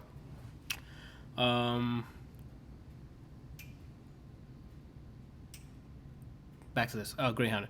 So yeah, it was shot really well. The acting was on point. Like all the other actors that are on there, I don't really know all of them, but they performed admirably. Performed really well. Tom Hanks killed it again. Tom Hanks just knows how to act without saying much, and there's a lot of parts in here where he's not really saying much. Why is my camera like wiggling? So weird. You tapping the table? Most likely. Yeah, I don't have much else to say. I don't even... You're weird, dude. Whether I recommend it or not, I don't even know. Snap. Even though Tom Hanks is in it, you still don't know if you because the subject matter, I can't attach myself to it, because most of the war movies and stuff I see, like Boots on the Ground, like Saving Private Ryan or Band of Brothers, or like the Navy stuff, I don't know what's happening. Even when they're shooting, like, did they get him? Like, I don't... A submarine passed by. There's a really cool, like, evasion scene where they're trying to evade, like, missiles and stuff, but, like... Oh, there's a Wahlberg in this movie. I forgot. I think it's Donnie Wahlberg. Those are the two that are on here, and they both do great. Like, I don't... It's just fine. Like, it's... For me watching, I'm like, oh, this is fine. Would you go to the movie theater to see this? No, so I will not go to the theater and see it. So, I don't know. They're probably nutting outside, so I don't know. Okay. I think that's it on Greyhound. So that's Greyhound. Anything else? No? Let's fucking kick it. Ghost of Tsushima. When you do that, what are you doing? I don't see. You don't got to worry about any of this, because I'm the one that's got to handle it, Randall. All right? You looking for a job, Randall? You going to start putting down the timestamps? Oh, okay. That's pretty cool. So you just a button and... Yeah.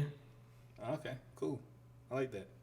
I'm sure you do, Randall. So when it shows up on YouTube, it's going to be the segment bar? I already started. Last episode I started doing it. Okay. So if you load up last week's episode, Randall, it should come up with sections. Brian, there's a bug in your room. You might want to attack it. Sounds like a bee. That was haunted. It might be the Jay Leno fly, Brian.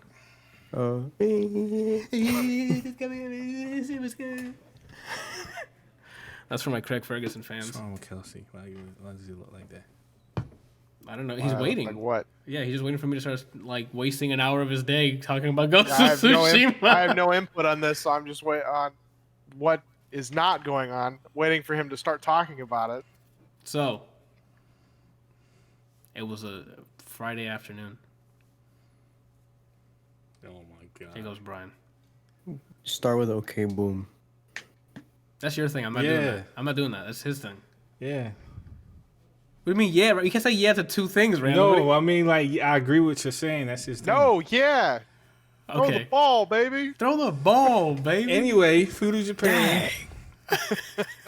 What's streaming? Tsushima Island. Jin Sakai. I am Jin Sakai. Anyway.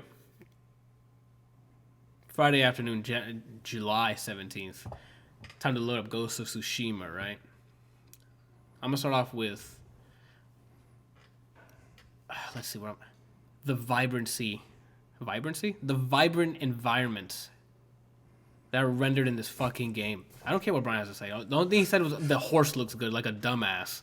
I didn't say he looks good, all right? I said the horse is the best looking thing in the whole And that's game. the dumbest thing I've ever heard in my life. If you played an hour of 20 seconds of this fucking game... You didn't like the lighting? The horse, Randall. I didn't say I didn't like it. All I'm saying is the horse was the best looking thing. Yeah, Randall. It's just horse shit all over him, dude. That's what he is. I Anyway, didn't say anything else was ugly besides those white flowers. it's just Only thing wrong, I didn't right? like how Your they looked. statement is objectively wrong. You didn't look at the horse that I saw though. I can't spoil it. Anyway, My horse was called Kage, which is shadow. Was he Anyway. yellow? You don't speak about Kage that way. Oh, he died. Okay. What, Randall? Why are you looking at me like that? Nothing. Go discontinue. Why do you look at me like that? I said he Because don't of what speak he it. said. He hasn't played it. Okay. I thought he no. Discontinue, please. I'm trying to. You guys keep butting in like, oh, the horse is the best thing in the fucking game. But get out of here, dude. Anyway. I mean, it was when I saw it. Did you even play the game, Anthony Randall?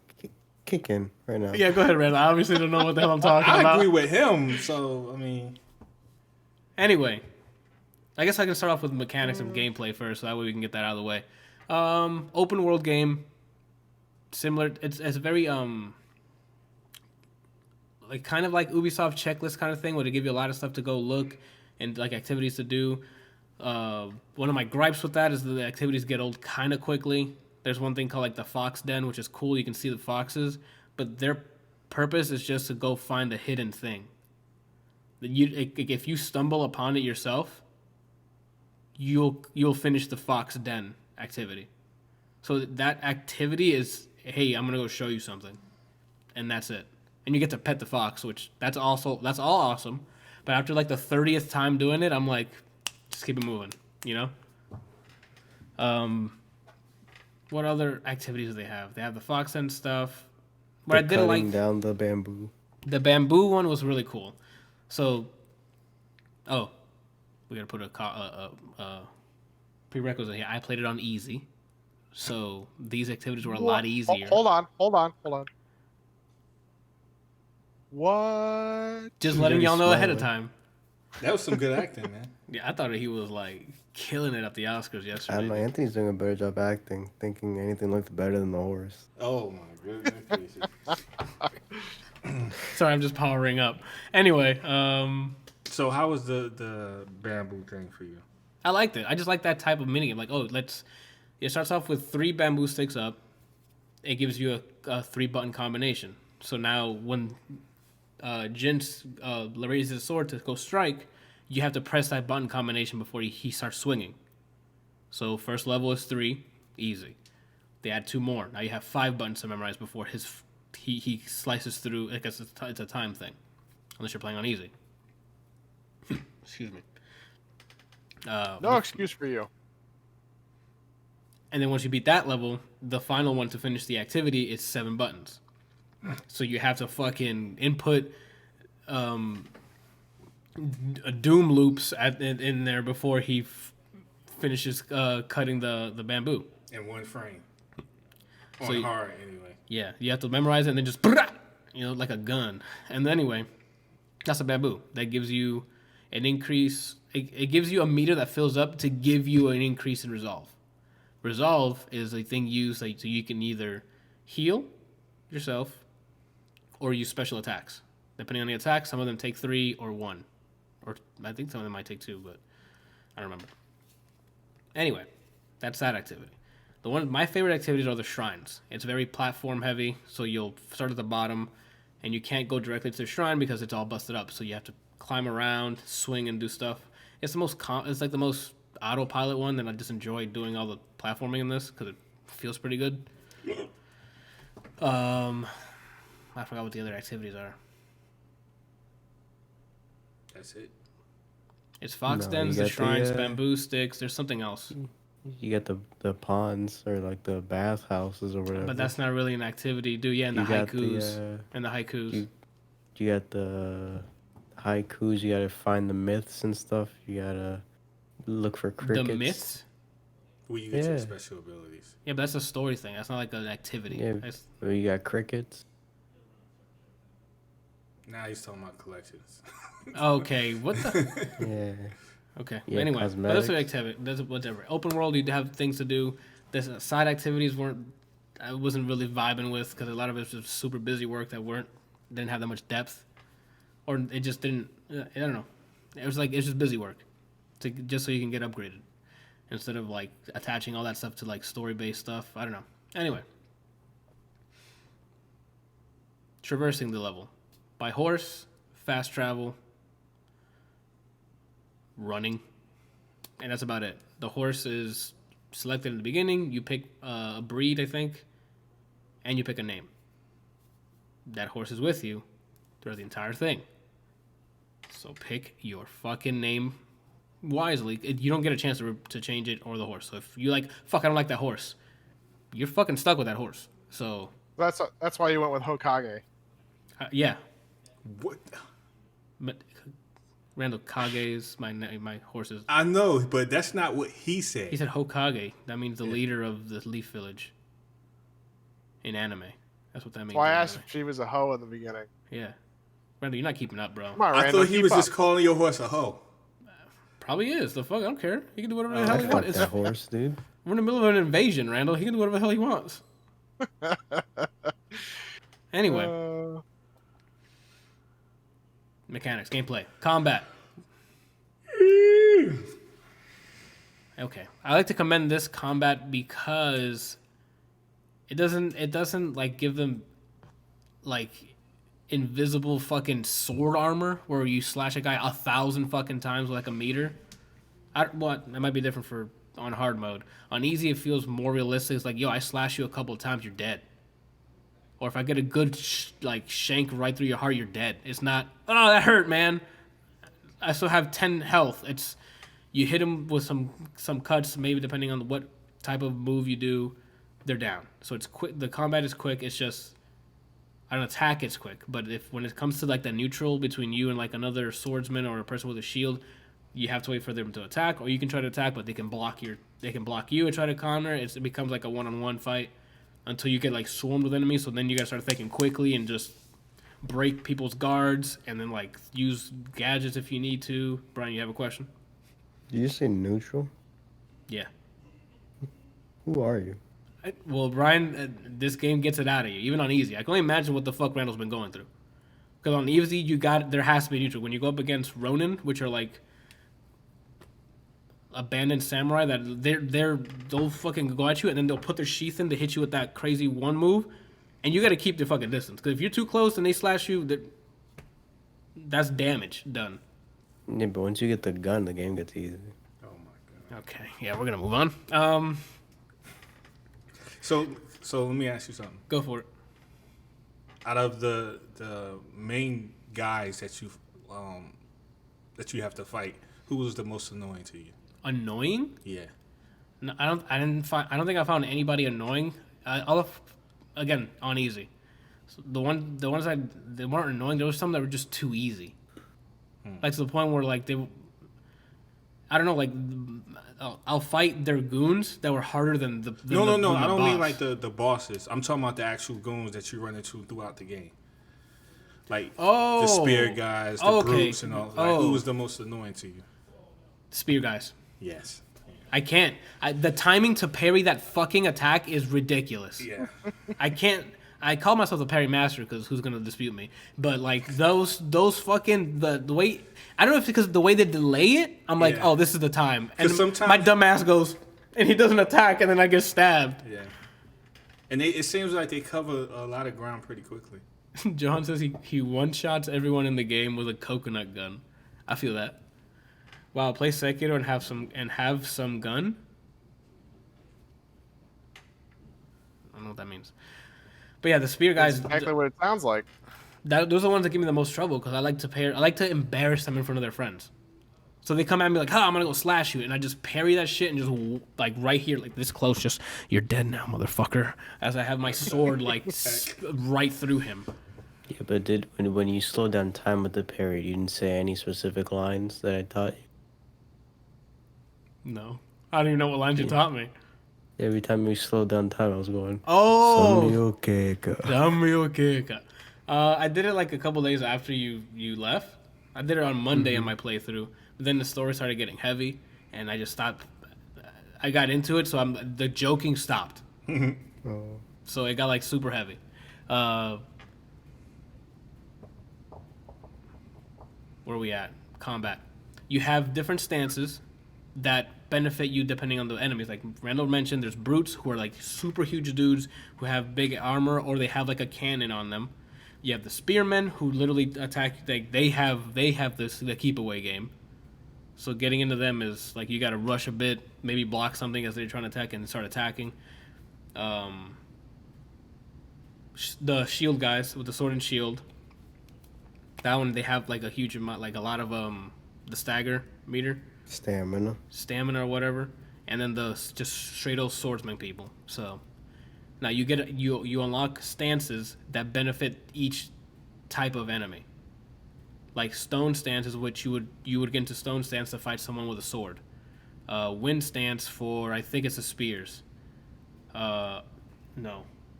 Yeah. I think that's wrong. Wind is the second one you got. Okay. There's water, wind.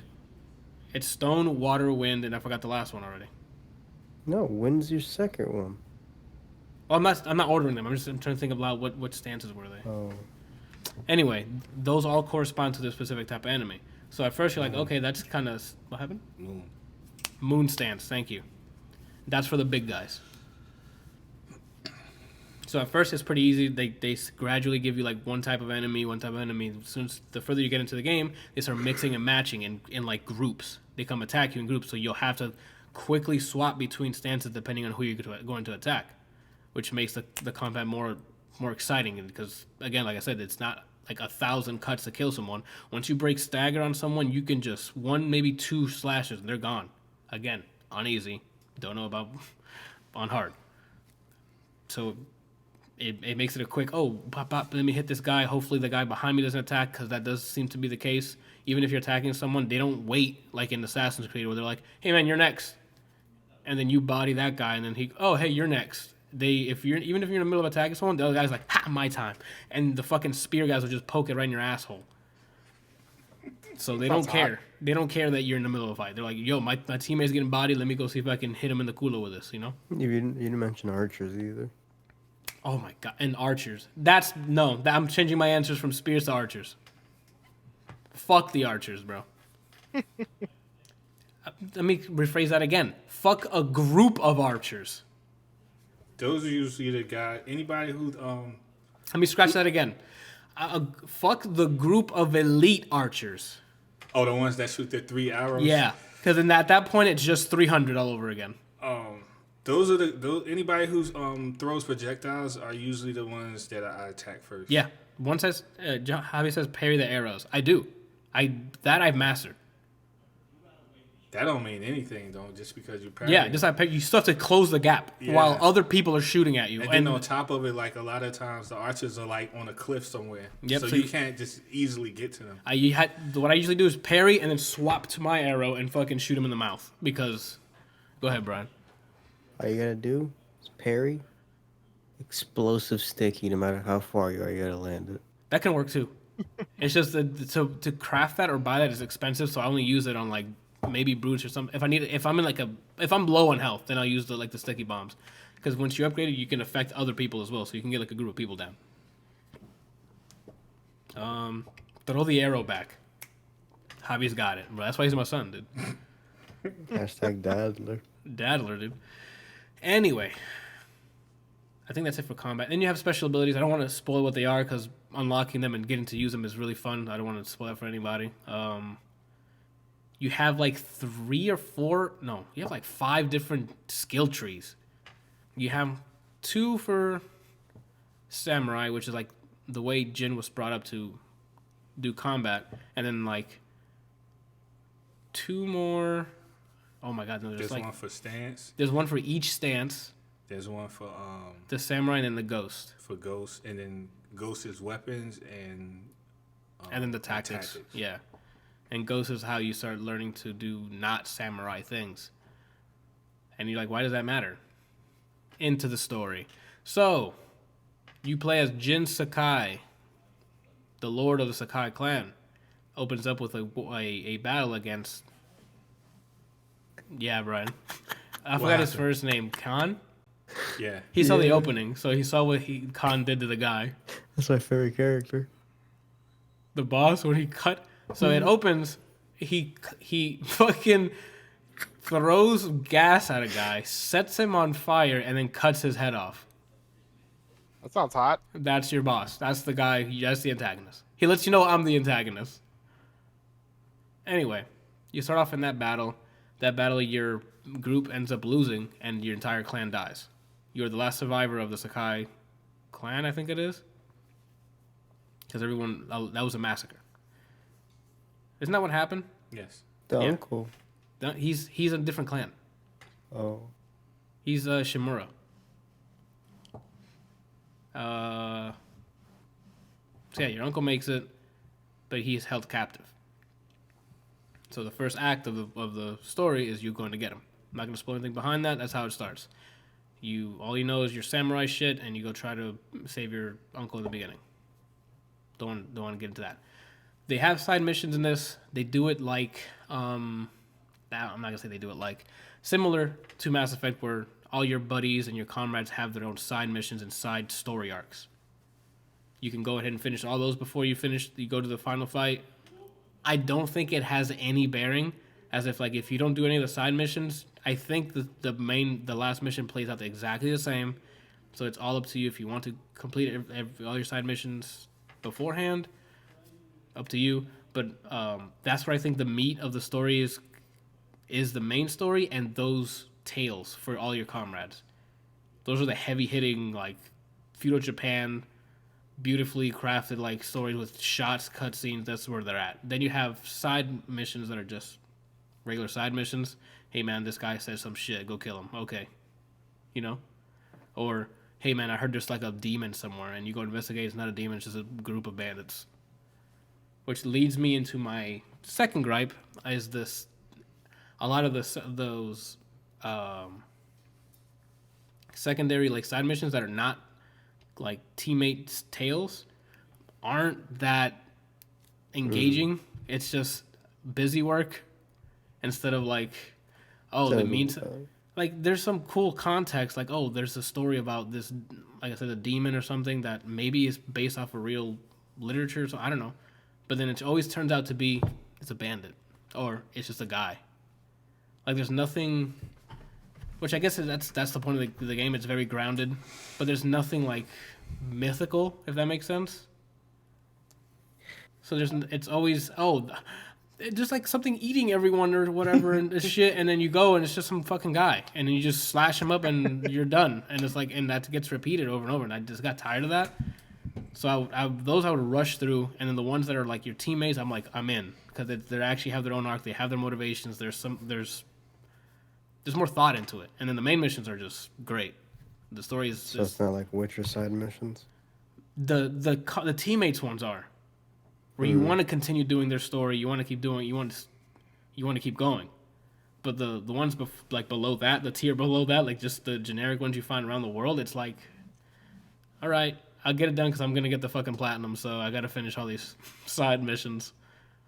But unfortunately, that's how I see those side missions. But the team missions, the team tales, and the main tales, very engaging. I love the writing.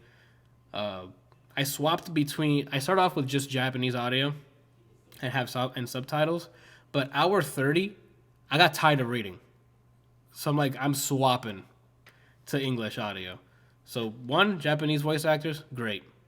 Emoting fantastically through the voice. The only problem I had is the animations are synced to the English voiceover, so that was weird to watch.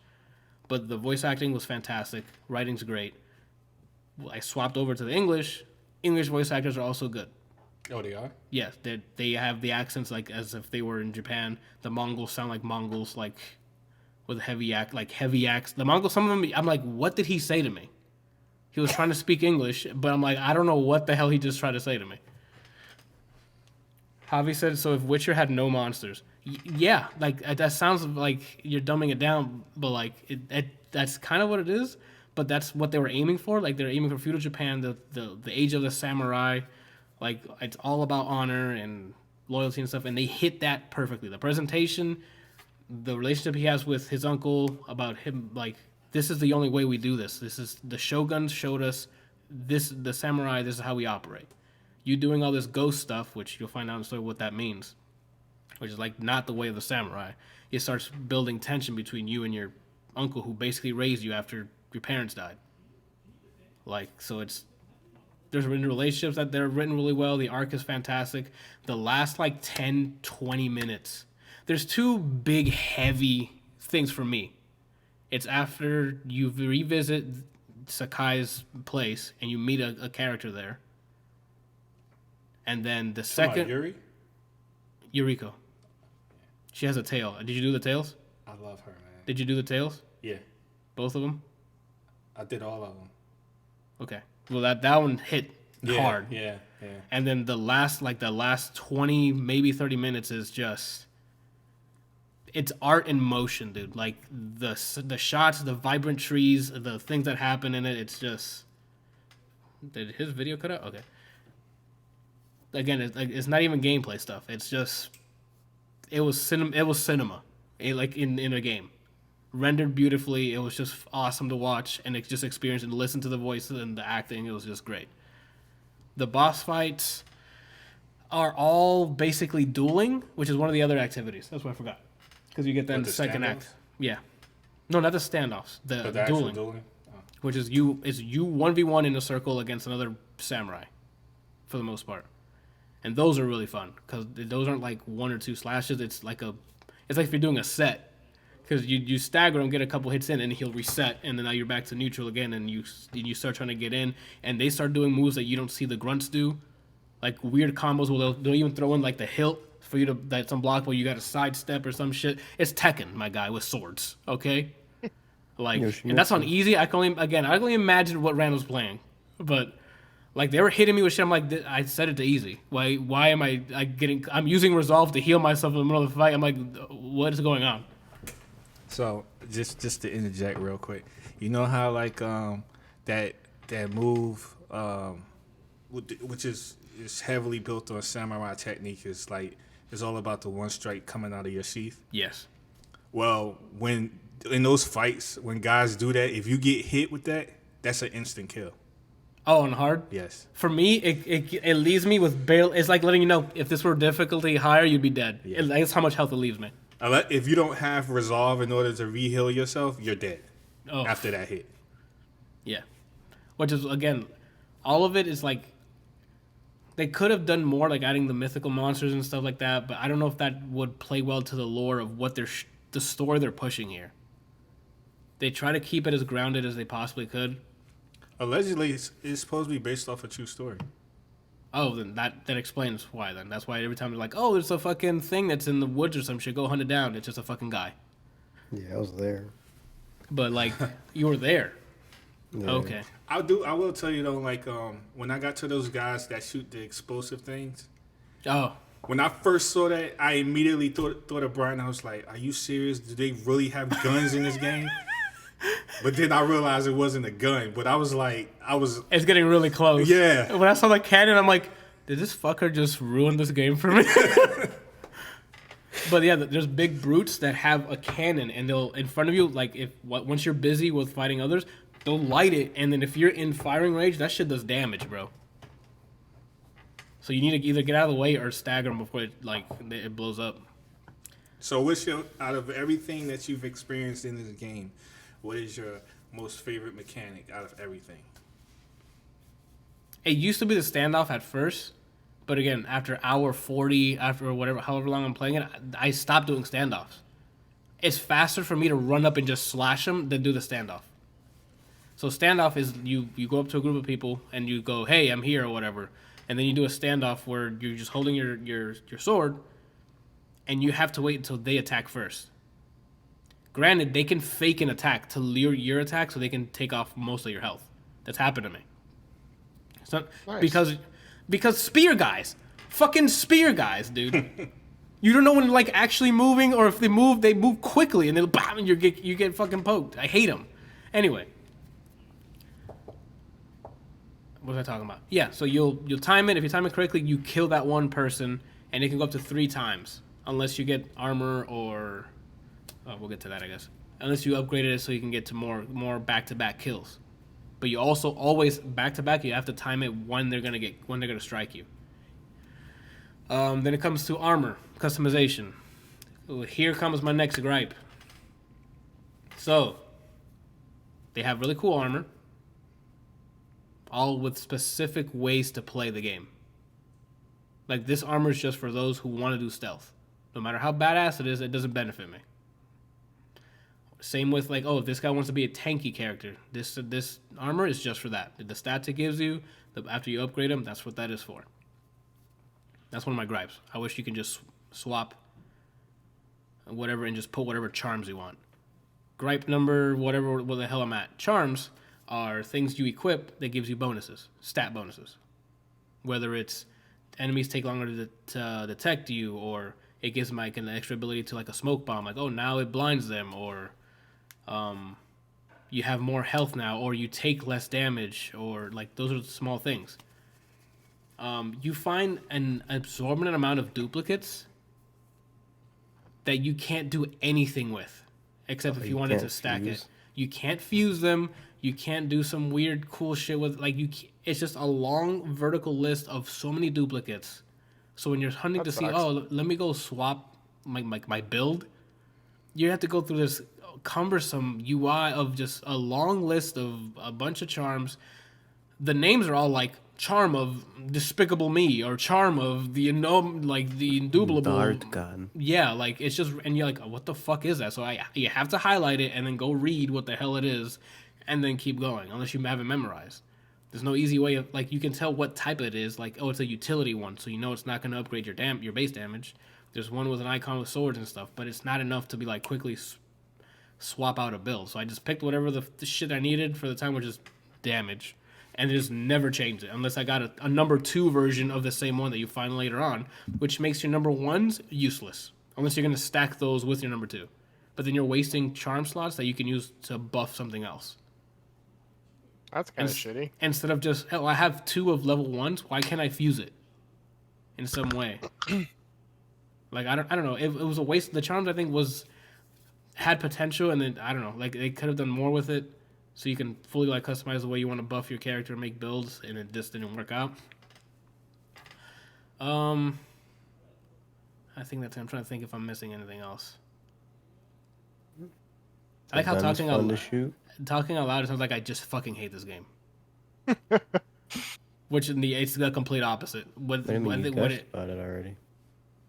When it comes to, like, most of the time you're gonna have more things to complain about than you are gonna say.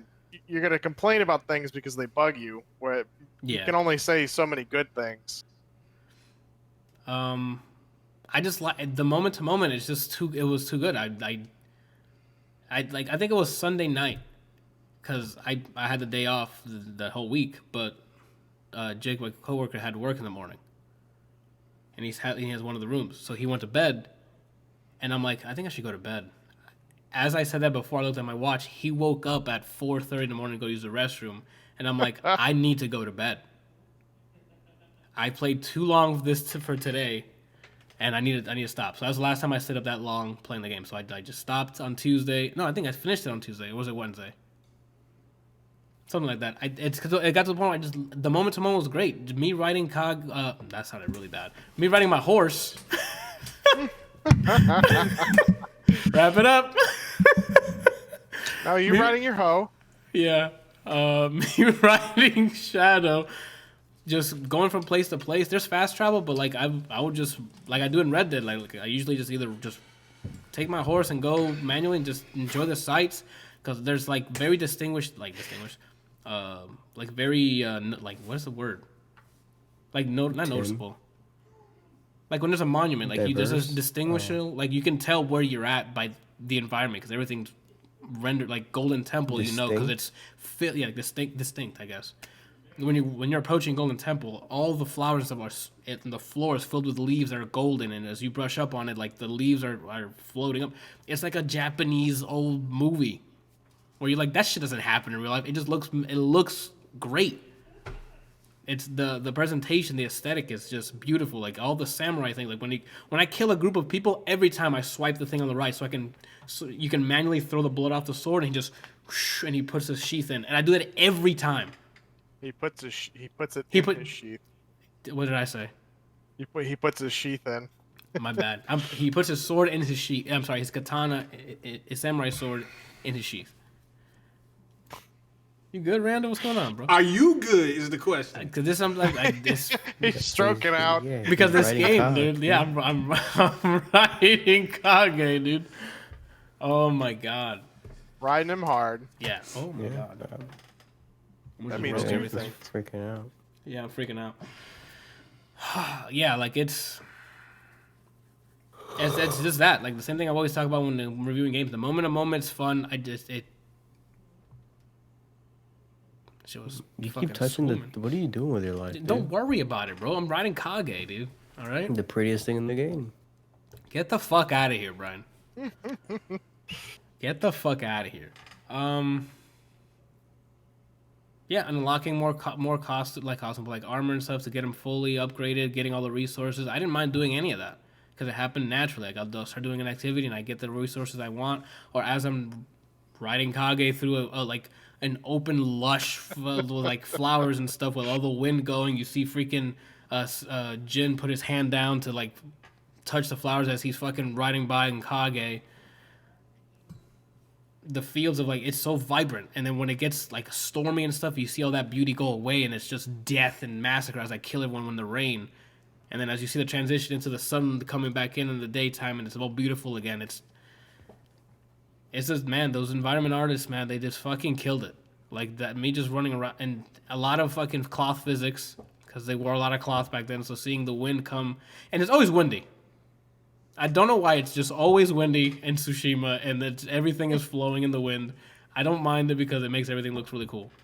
Was your hair blowing in the wind? No, I have it tied up. Oh, well, that's disappointing. My horse's hair was going in the wind, if that makes sense. Good. Prettiest thing in the game. Brian, get the fuck out, bro. Get out. Anyway. Yeah, man, it just aesthetically, this thing nailed it, man. It wanted to be a feudal, like an old samurai game, and it feels like it. It looks like it. The story is like right on point on that. Again, I guess my only gripes with it is those, like the side missions could have been more, not the teammate side missions, like the other ones below that could have been a bit more engaging. The charms are, I think it was wasted potential. It could have been something else. I don't know. And I think that's about it. You're sure that's all? There's nothing else. I highly recommend it. I haven't I did play For Honor. No, I do not recommend For Honor more. You know what could have made it even more beautiful? What's up? If they had released it for the PC. I hope they do, because I would love to see that game. I'm telling you, the game is like the environment looks fantastic. That running in native 4K or even at 60 FPS, because it runs at 30 on the console. Seeing it at full 60 or something, that would be fucking crazy. In my small opinion, I think that's probably, for me personally, the most beautiful game I've ever seen. There's something about that aesthetic. Skullgirls. Okay, Brian. Like, what happened? I get it. Skullgirls does look good, Brian, but this is aesthetically is on a whole other cohesive. level. Like, yeah, this is like it gets that vibe throughout in the whole thing, dude. Like, there's just something about how it looks, the animations, like all of it is just The horse. the horse, Brian. I guess. Javi says, "Do you recommend Sekiro more?" When I finish playing Sekiro, I'm gonna have that we're gonna have that conversation.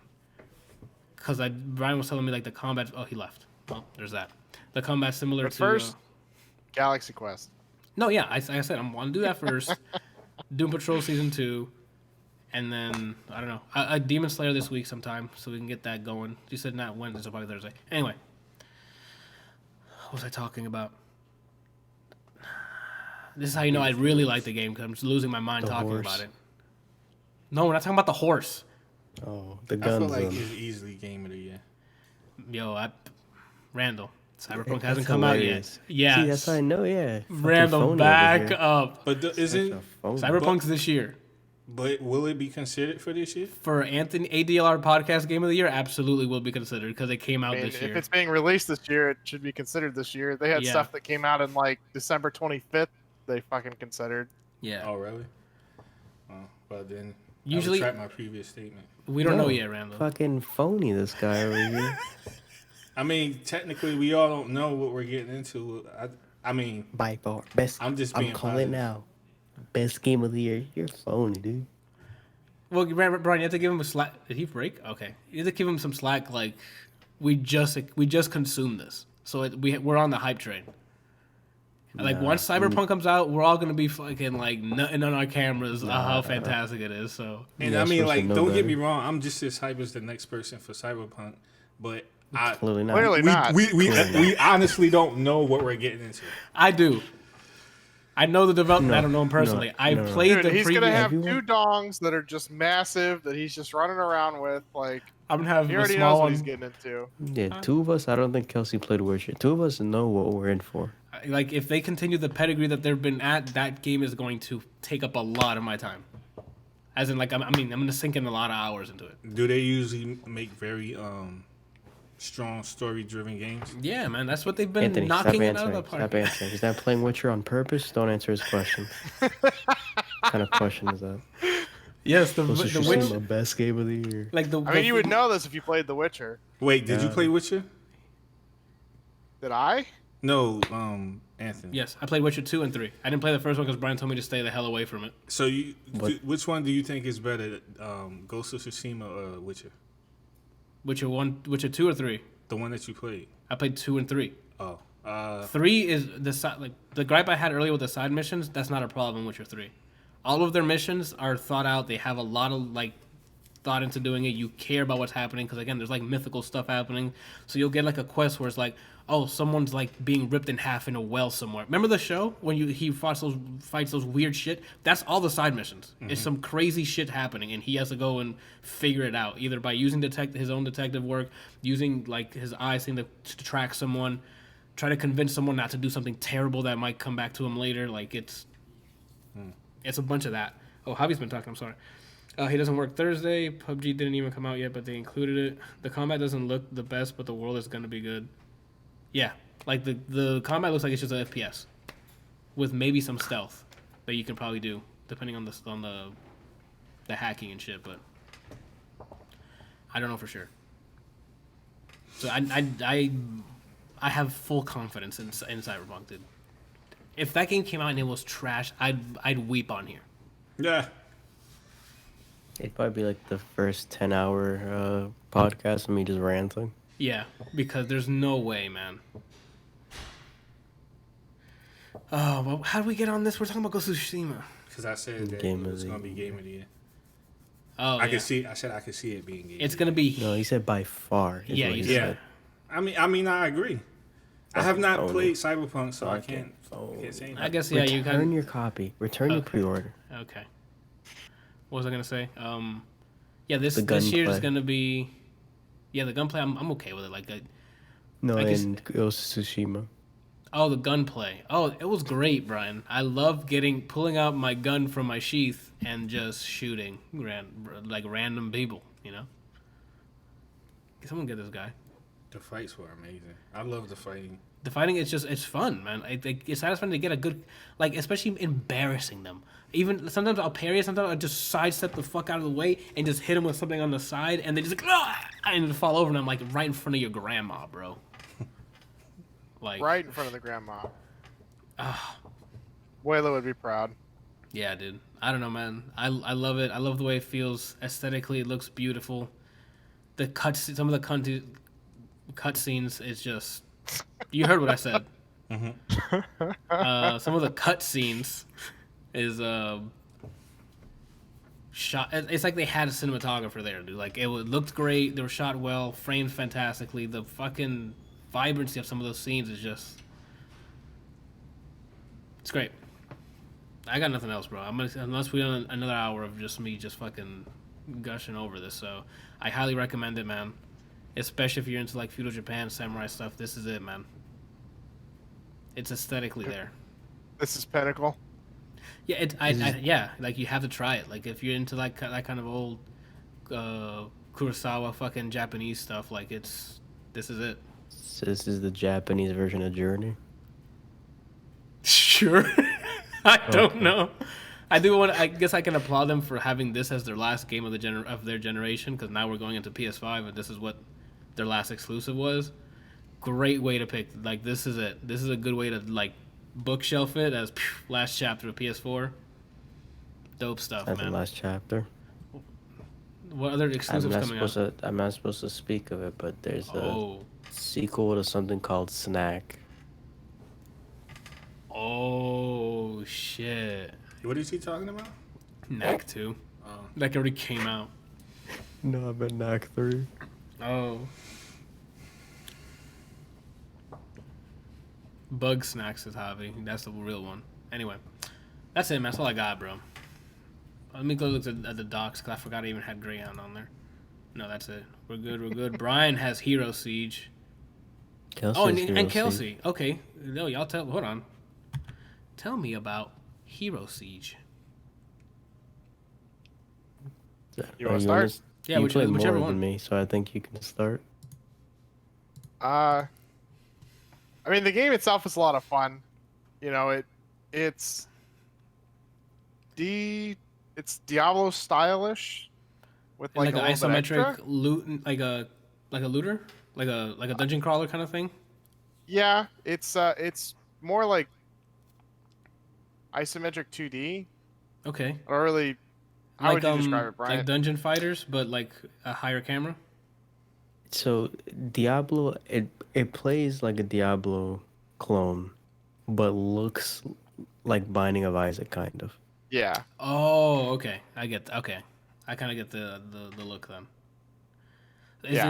What platform is it on? Is this on? PC. On PC? Okay. Yeah, so the game comes with like I think there's like 16 characters in total or something, and it comes with 8, and then there's like 8 DLC characters. I purchased 2 DLC characters. One is a cyborg samurai, and the other one is Paladin? what's it called? Paladin. Yes, I was looking at the shaman too. I started out with a paladin. The game itself is just very punny because it uses weapons and items and things from like all sorts of games. Like there's a whole bunch of WoW references. There's some stuff from Diablo. Like I had a Shaco at one point, which is a unique helm that's really good in Diablo 2. Do they just use the same name, or do they use like a play on the name? No, it literally looks like a Shaco. Like it's called a Shaco, and it's okay. It looks like a Shaco. I thought they would use the name like as a pun or something. No, I mean, and then there was they also have these things called relics, and the relics do random things. Some of them are like passives that just buff your stats or something. Others are like you can get active relics where you can shoot different things, and then there's some that are like passive actives, like where you get like these little minions that follow you around. Okay. I think my favorite one so far is the rainbow thing that Bryant found. You literally just shoot this giant rainbow across the screen and kill things. That sounds like Brian. Yeah.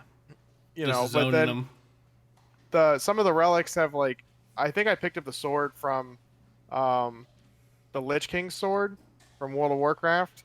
And then there was, what was the other thing that I got that was like, oh, they have rune words in it as well that are from Diablo 2.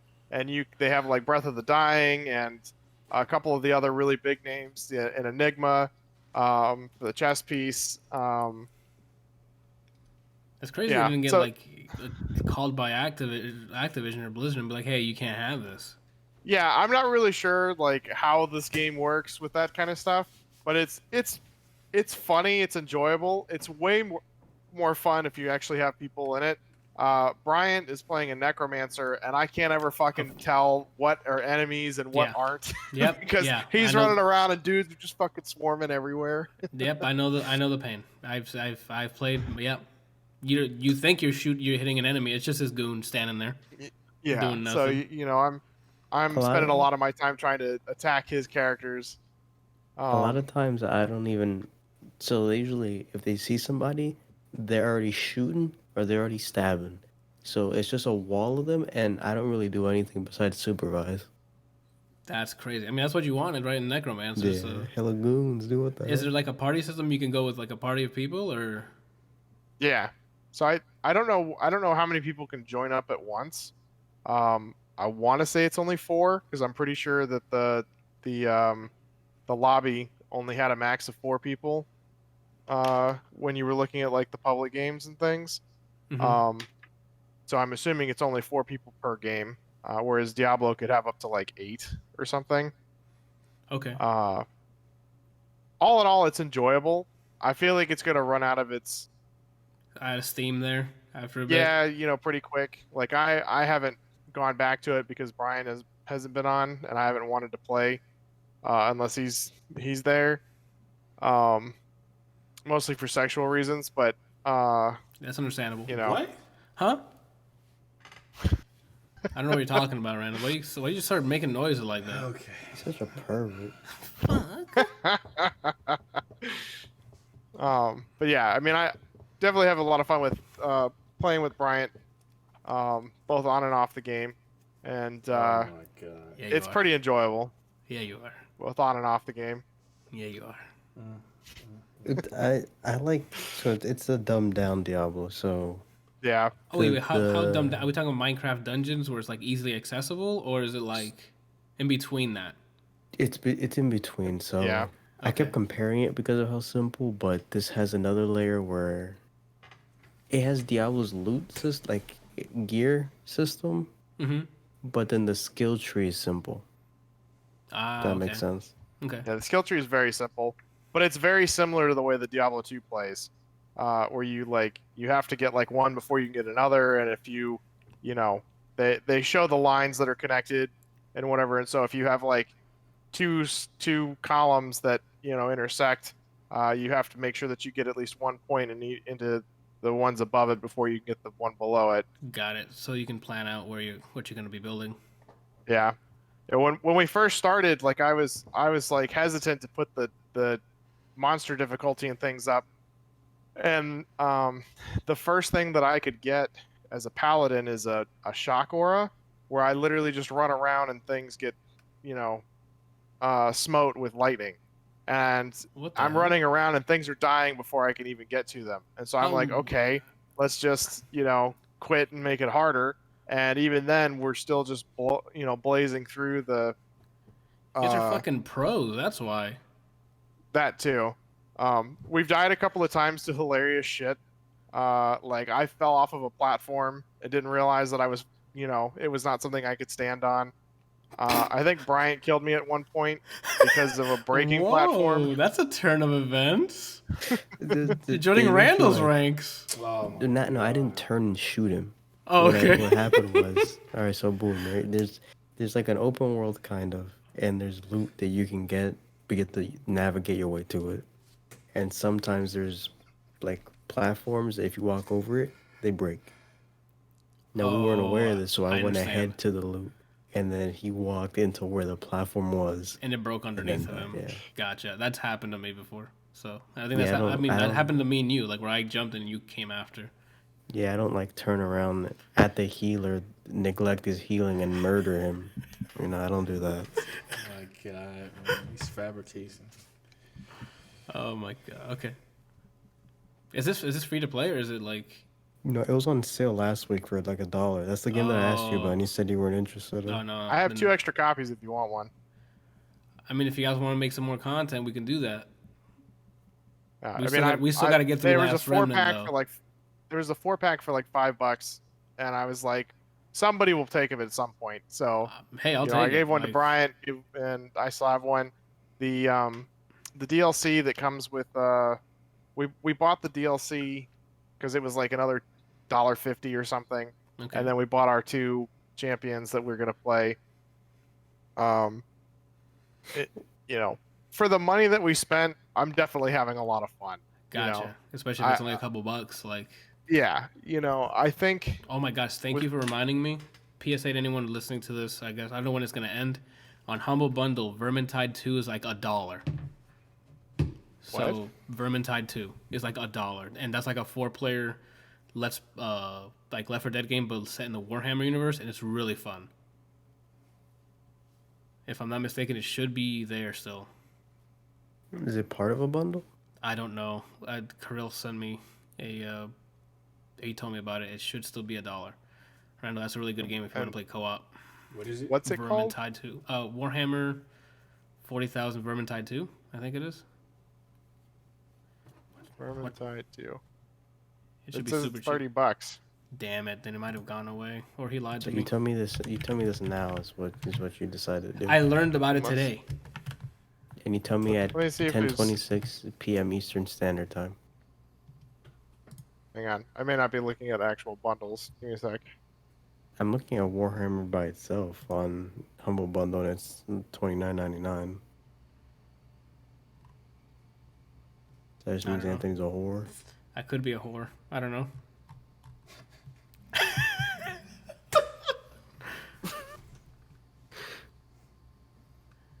So back to Hero Siege. back The to- max yeah. level's 100, and then it works like Diablo 3, the Paragon leveling. That's a thing. I bought DLC characters, but the Necromancer's a base character, so I just played him instead. But there's like 5 classes I was interested in, so if you do claim it, I'm down to play with another character.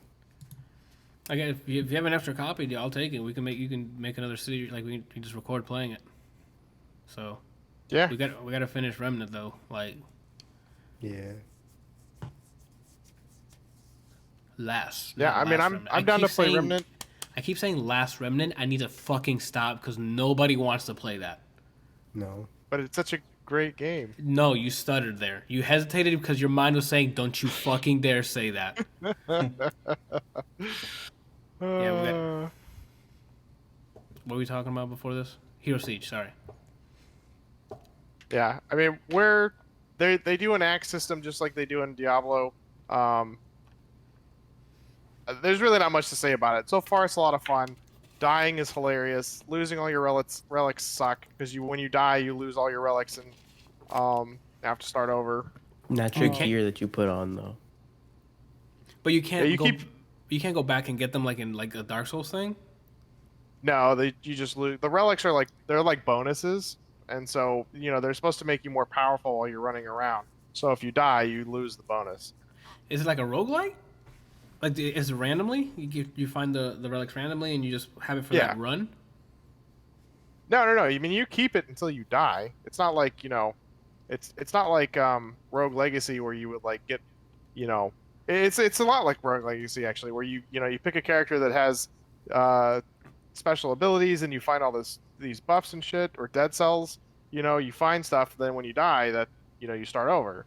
But so let's say I got a bunch of relics, hit save and exit. When I come back, I lost those relics. No, if you save and exit, you should keep the relics. It's only Okay. it's when you die. It's just when you that's die. Got it. Okay. it. Yeah. Okay. Yeah, I mean, there's really not a ton to say about it. It's a lot of fun. I think it's definitely going to be more fun if you have more people. So far, it hasn't been challenging. That's my next I question. died to one boss because I was just standing in stupid shit. It doesn't scale. Is it too easy because there's 2 of you, or is it too easy just because you guys are overpowered?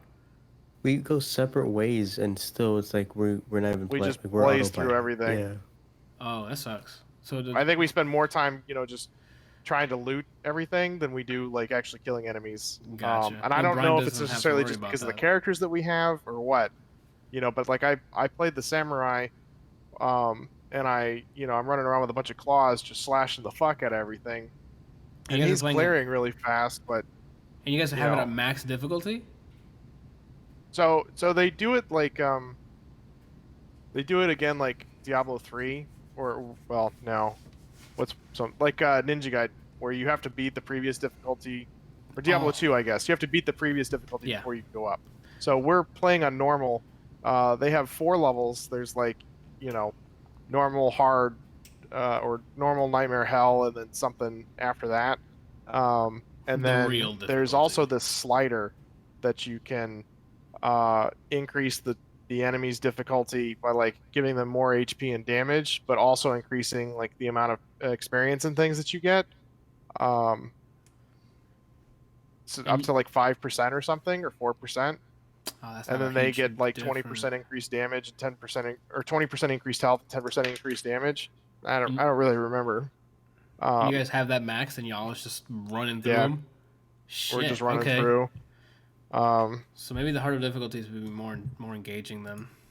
Yeah, I mean, Bryant's been getting really lucky with the legendary drops, getting stuff that he can't use. No, literally, my character can only use like magic-based things.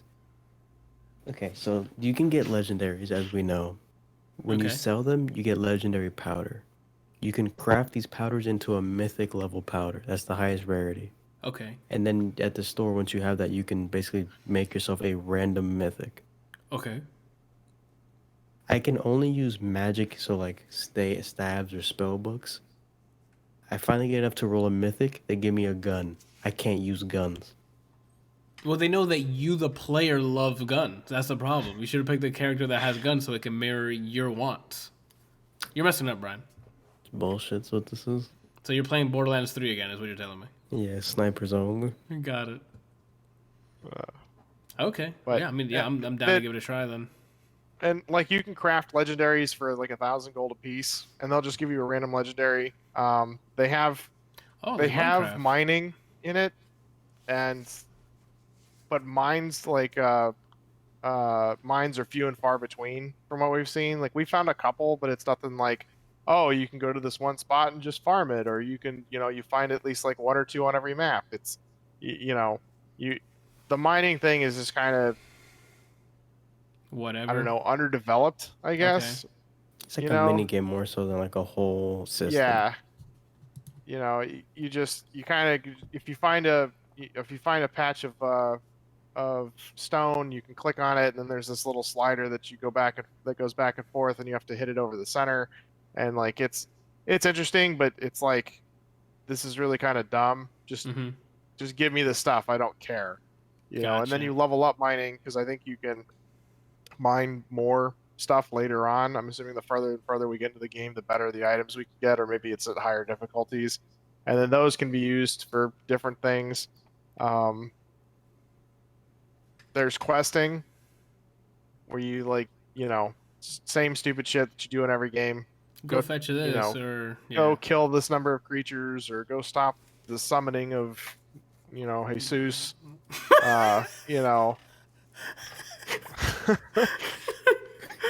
We can't make sure we don't summon Jesus, dude. But yeah, I think with more people it'll be a lot more fun. I think if we can get to the end, like, it sounds like we need to get on a harder difficulty than. Yeah, I think it'll be a little more challenging. Because we're like I said, I mean, I just kind of run through stuff, and it either dies before I get to it, or I only have to cast like hit them like one or two times and they're dead. Some of the champions are getting a lot harder, because they have like 20,000 HP or something, but all of the little stuff just dies instantly. It's not even like they get harder. It's just that it takes like an extra second or two for his thunder and my goons to kill him for me. Yeah. Okay. Yeah, I don't know how this game's gonna scale like in difficulty. Especially if you guys are destroying already, having another person in there, or maybe another two people, by just rolling the whole thing. I'm hoping that I thought it would scale per person that's in the party. You level quickly though, and there's some things called wormhole keys, and maybe they're like rifts. I haven't used one, but I have one. Yeah. Yeah, and like one session we get to like 30 or something, I think, out of 100. I don't know, but it's pretty entertaining. I prefer, if I want something simple, a simple Diablo clone, I'd rather play this than Minecraft Dungeons, kind of. Really? Okay. I love Minecraft. Okay, maybe that's why. Cause I love Minecraft Dungeons. It's really simple. It's very accessible. Like, getting loot is really simple, and then if you have cash, you can just go to the blacksmith. He'll generate a random item for you. I mean, that's everything you've just described is what this game is. It's just dumbed down even more. Well, even less though. I think it's less. From the sounds of it, like Minecraft Dungeons is even more. It's easier than that. What you guys are talking about. Minecraft Dungeon, all you really equip is a weapon. Melee weapon. Your gear is one item. Yeah, like your whole body's one, and then your helmet and your arrows. Bow, yeah, your arrows, and then little active items abilities. with cooldowns. Active or passive abilities, and that's it. But boy, is hype when you get a legendary on those. And then the fun part of that is on Minecraft Dungeons is each armor gets a randomly generated thing that you upgrade later on with your level, your ability points.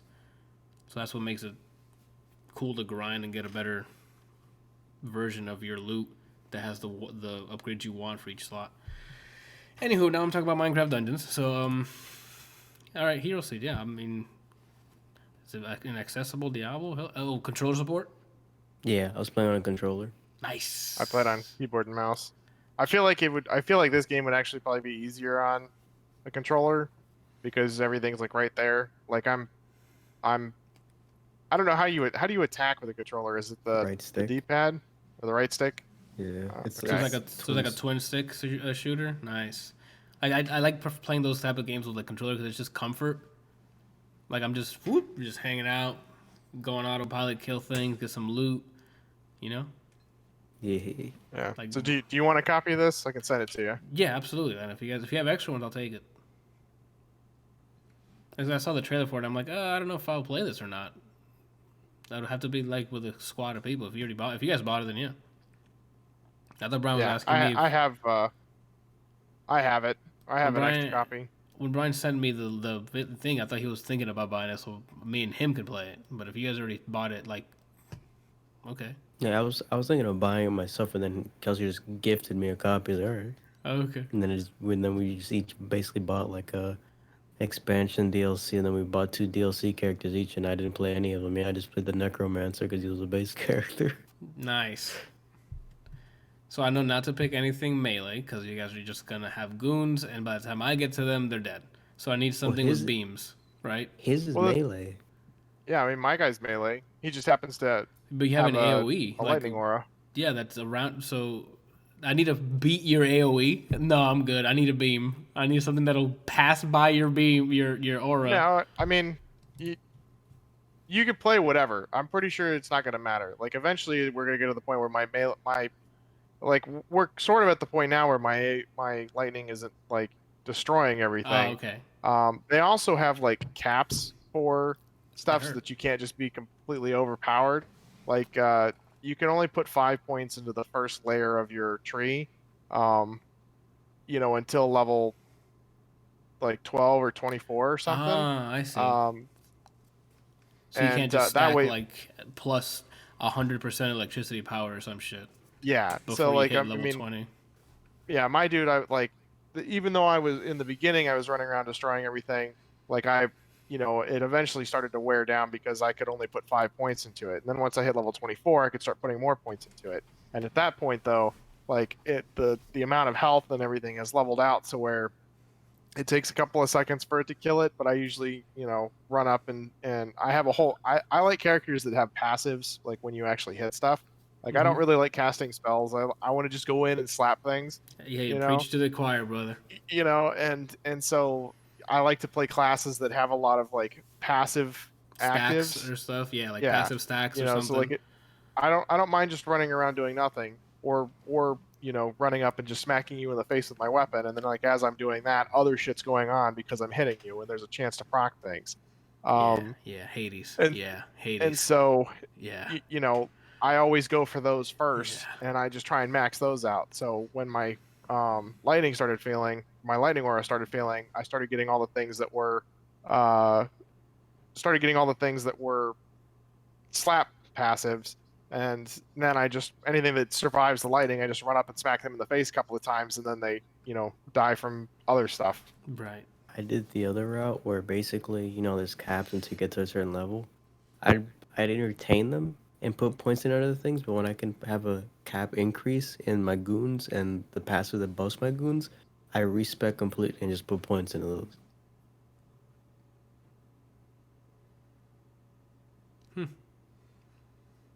How many base characters? I think there's like 8. Yeah. Oh wow, that's plenty.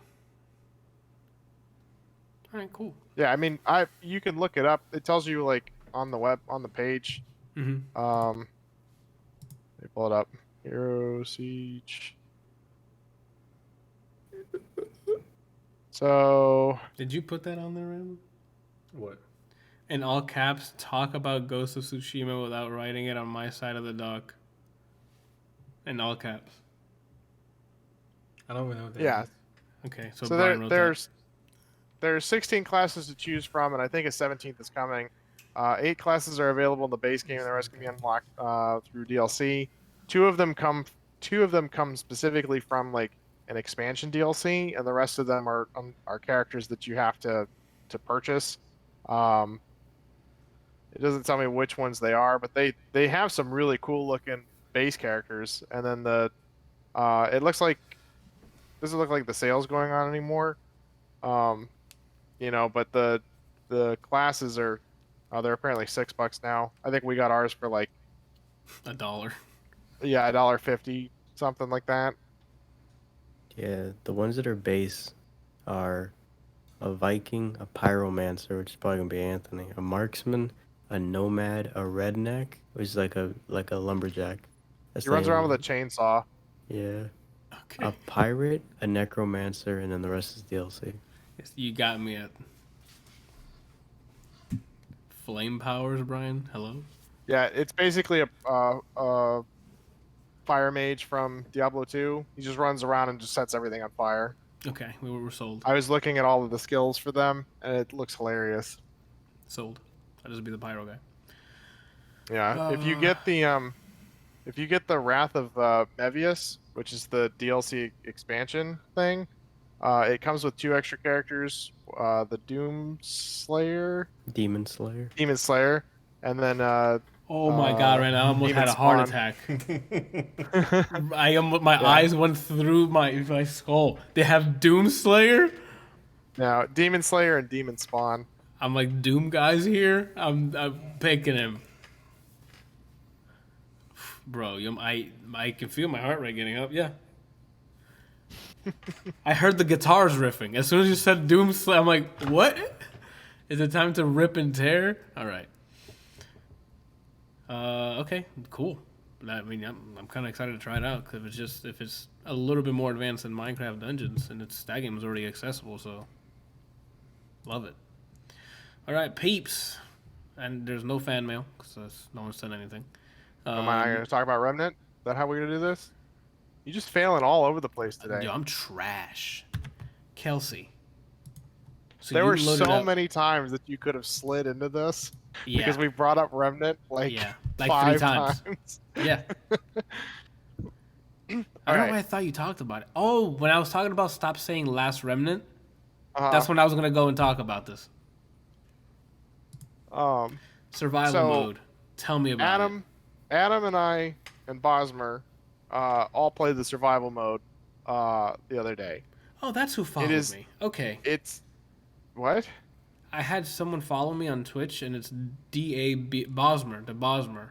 Oh, the Bosmer, yeah. And I'm like, who's that? That's Bos. Go ahead. So we played the survival mode. It's not anything like we thought it was going to be. It's not just you start and you start and you go and you like go until you all die. And if you go down, you can still get revived as long as people can revive you. But if you die, you're done for that like session until you get back to the stone. But you start with nothing. Like you're literally naked with a backpack, and you have like $1,000, and there's these like 6 stones that around you, right? One is for weapons, one is for like trinkets, like necklace and rings. One is for armor, one is for buying like usable items, like consumables and stuff. Yeah, and then one is for buying traits and more dragon hearts. Gotcha. Bless you. That's my thought too, Bryant. And it's actually a lot of fun. Like I was, the story mode you run through it and it's like, you get it. Yeah, like it's not gonna get more exciting just because you play it longer. The only thing you can really do, I think, is play it on like hardcore and just try and beat it without dying. But this like has made it a lot more fun. I mean, this is exciting. Okay. It too will get to the point where it's like, okay, it's just the same shit over and over again, but at least you get to experience a little bit more. I think a little bit faster. Oh, okay. So the way it works is you start out with $1,000, and $1,000 will usually get you like a weapon and a mod, or a weapon and like a ring and maybe a piece of armor. Okay.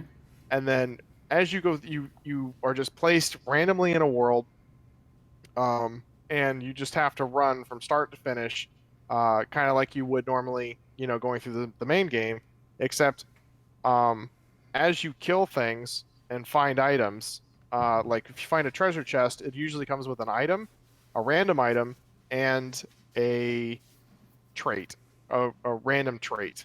Okay? And so you as you progress through the game, you pick up more and more and more traits, up to 20 points, and I don't remember how many actual traits there are that they give you for this.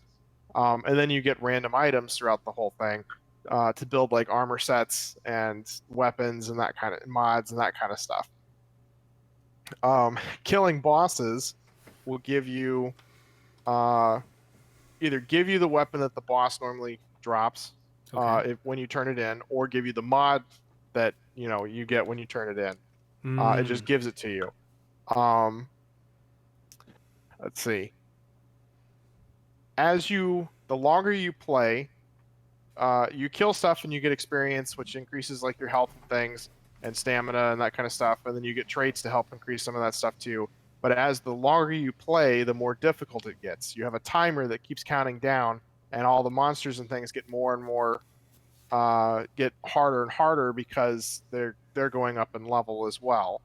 I don't think you ever get to upgrade the weapons, but they have modified it so that you don't need to. You don't have to upgrade the weapons. You build your damage based on whatever mods you get or whatever armor and things that you're wearing, and then so you don't have to eventually worry about wasting resources on the +2s or the 7s. Or whatever. Got it. You're literally just running through with what you got and doing stuff. And so the way it works is you get dropped into a world and then you go through 1 to 3 stages. Sometimes you only have to clear 1 area and then you fight a boss. Sometimes you have to fight, clear 3 areas before you can fight the boss, but the average seems to be about 2. Once you beat the boss, you go to the end crystal, which teleports you back to the original starting area, stops the clock, and allows you to use all the scrap and things that you picked up while you were there to buy whatever else is, in the stones. And then they kind of randomize it every time that you come back. Like some things will still be there. The stuff in the store is randomized? Yeah. Oh, so okay. Every time you start a fresh one, there's different weapons and mods and things that are in there. Sometimes they're really good stuff. Sometimes it's I don't know what the fuck that is or why we're playing this game, but we're gonna move on. If you get really lucky, you'll get something like a particle beam, the assault rifle, sniper rifle. They have a Tommy gun. I forget what it's called, but Adam really loves it. It's got 80 bullets. Who doesn't like a Tommy gun? That's Bryant crazy. Muted. I want a Tommy gun. Yeah, Tommy guns are great. I can say something. Get out of the car and just gun down the taxi cab. I need to look up what it's called because Chicago Typewriter is what it's called. Oh, okay. Yeah, that sounds about right. And it's got 80 bullets. There's also an armor set that refunds bullets, kind of like the Berserker in the Gunzerker in the Gunzerker, yeah. No, it's Moe's from Borderlands 3, where you replenish. As you're firing, you just see your thing go up. That's so there's an armor set that gives you up to a 35% chance or something as you're firing to. It just gives you more stuff in your mag. Yeah, and so the assault rifle has 32 bullets, and I was using that thing, and I fired probably 58 bullets before I ran out. Okay. Shit. I'm literally just mowing shit down with this thing. So that Tommy gun would be ridiculous with that. Oh, I can't even imagine. The same thing with the particle beam or the particle rifle, because it has 50 and it ticks down pretty slow, and so having that just sit there and keep refilling, you're just you never let go of the button. Interesting. That sounds like a more like a roguelike version of the game where you just go in, run through it, and hopefully make it to the end. Yeah. So it's a lot more fun than the base game. The base game's really cool. It's a really cool concept. It's kind of boring because you have to hope that you can find the weapons, and it takes forever to get through the the story itself, and then you have to re-roll or play adventure mode to hopefully get some of the new bosses. We've already fought some bosses that I've never seen in the base game. One of them is there's this lion. It's like a giant lion. We haven't fought him. I haven't fought him. I think Adam did, and Adam said he's a bullshit character because he has like a 70-foot strike where he just like, yawns and swipes his hand and everything dies. That's gonna be annoying. But there's two ways that you can fight the boss. One, there's like these bells that are around, and you can trigger the bells in a specific sequence, and then when he'll talk to you and you finish it, or you can shoot him and start fighting him. But he gives you these claws. They're like they're these bright blue, neon blue claws that cause bleeding when you attack stuff, and it's just they're really cool looking. And we use those quite a bit whenever we find them. Are those bosses exclusive to survival mode? I don't know. Maybe, but I'm not sure. Do you think they have weapons and stuff exclusive to survival mode as well, or no? Or have you seen all of those? There were. There's this thing called the Hero Sword, and it's literally like a broadsword that glows bluish or purple. Okay. And it's got like a fire effect, and when you do a powered attack, it actually like extends with fire, and it's really cool. And the only place I've seen it is in the survival mode, and you can get it for all of your characters, that like all of them start with it, if you beat up to 10 bosses, or at least 10 bosses in survival mode. Oh, okay. So yeah, I mean, Adam and I have been playing it. It's a lot of fun. It does get pretty repetitive when you're just like running through the same exact areas every time, because it's fine because it's like it seems like that's the roguelike version of, or the mode for that game. It's like playing Hades. You run through the same areas, even though it is randomly generated portions put together. You're still in the same areas. It's just the gameplay, the combat feels good. So. And it's randomized, so like you get random buffs. Too. Say again? Well, they also have the dialogue that keeps your interest too. Yeah. Yeah, I mean, they're randomly generated or procedurally generated maps are not the best. You only have like 4 areas, and so you either seeing forest, desert, earth, which is apocalyptic, and then like.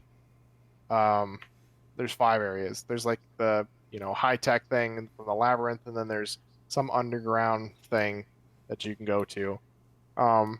So I don't know. It does get boring and repetitive after a while. You do start to slow down quite hard after 30 minutes or so in the survival. Mm-hmm. We're only playing. We're doing pretty well on normal. We usually get like 5 or 6 bosses.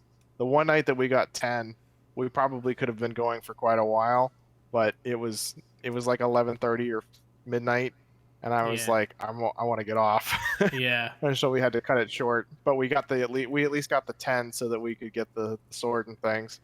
That's cool. All in all, I mean, I think it's way better than the original game. I think the original game is great to play through like once or twice, unless you're trying to do like hardcore stuff.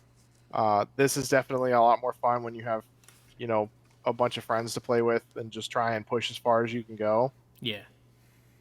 So. I think you're gonna like Risk of Rain too, when you play through. Yeah, I have that. Whatever you guys want to play, just let me know. I'll clear it. Make sure Shannon doesn't want to do anything that night, so we can play. August 11th is when it goes 1.0 with another update. I mean, we can play before then. That's like 2 weeks from now, isn't it? I'm just throwing out information. Oh, well, so we have a lot of stuff in the burner, so we'll figure out a day. Yeah, I'm probably not going to the gym this week because I took a chunk out of my toe. Oh, that's right. Yeah, I forgot. If I do, it'd probably just be to lift. But even then, I probably won't be doing anything like deadlifts or squats because you're putting a lot you of kind of pressure need your downward. big toe. Yeah. I haven't worked out since the whole knee cartwheel. So just a week. Yeah.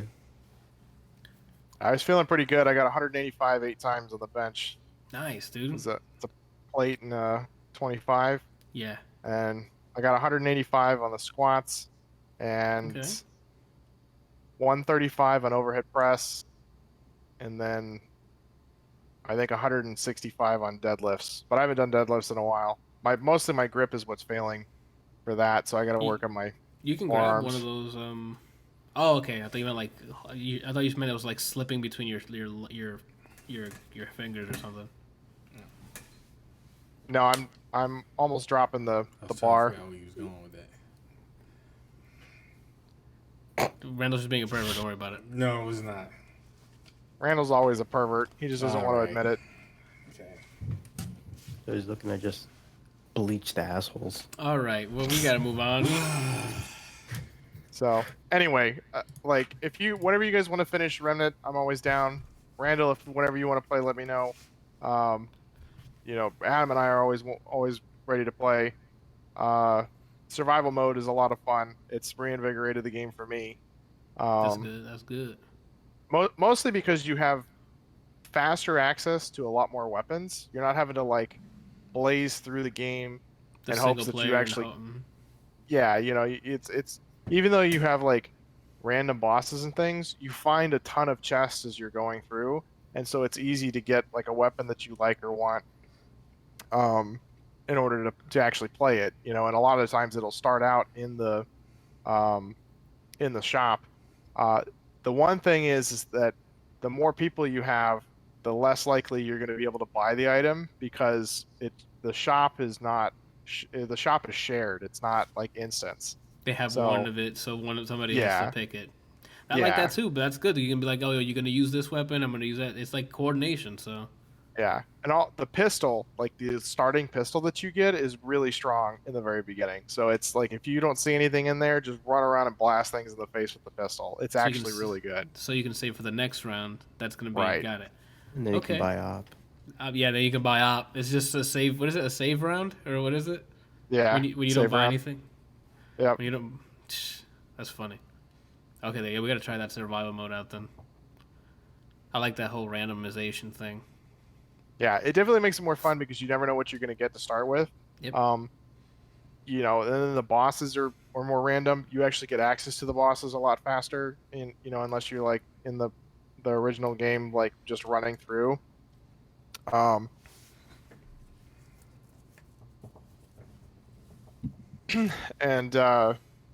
it's just, I don't know. It's refreshing, I guess. The randomization that actually makes sense. Not like the base game where you could play through the whole story and literally fight the same exact bosses 3 or 4 times in a row. Yeah, that's not cute. I was gonna say that's what like roguelites like Dead Cells and Rogue Legacy and Hades, like when roguelites are done really well, those randomization things they put a hook in you. Yeah. I mean, I love Rogue Legacy and Dead Cells. Like those games are awesome. I mean, you have there's a ton of randomization. There's like almost too much randomization, but it's what makes it fun, And then this game, they like tried to do a ton of randomization, but didn't. Like the base game, you don't get weapons from anything unless you happen to find them. Like you get the sniper rifle pretty early, but it's like if you don't like sniper rifles, you're kind of stuck with whatever weapon you have until you find something. Borderlands 3. Do what? Borderlands 3. Yeah, it just, I don't know. I feel like they could do a lot of things better for the original storyline that would just make the game a lot better, or maybe the original story. If the original storyline was more like the survival mode, it would be better. Because the roguelite, I'm telling you, dude. That randomization, I'm sure when we play, we're going to be like, oh, lit. It's going to be good because it's faster paced.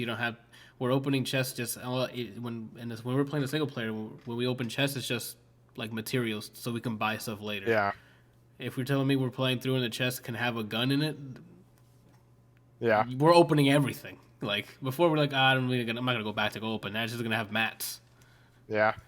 Yeah, Adam's been watching a streamer who plays the game, like he's really good at the game. He's one of the few people that are confirmed to have beaten the game like on the hardest difficulty on hardcore.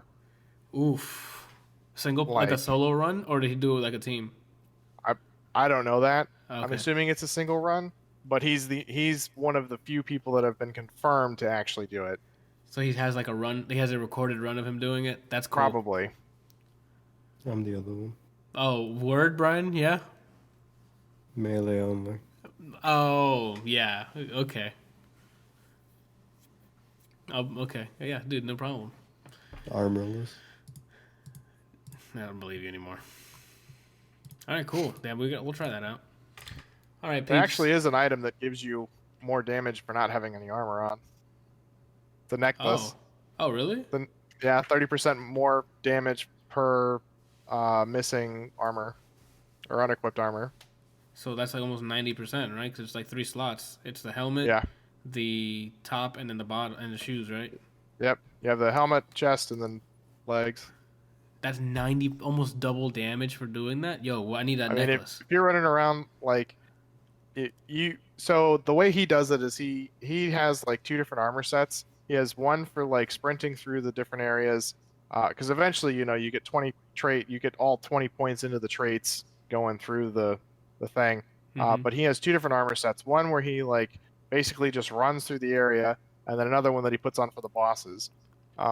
I can imagine though if you had like the sniper rifle and you're coming up to a boss with a very large weak spot point, you could take off all your armor and put that on, and then have like the weak spot ring or something and just blow them away. But I mean, there is a really cool item that I don't know is in the base game. It's called the Black Rose, and it's an amulet that causes your chest piece to act like 2 pieces of the set. So like you can have like the chest, and if you wanted like 3 pieces, you could have like the chest with the rose, and then the helm or the boots, and then wear something else.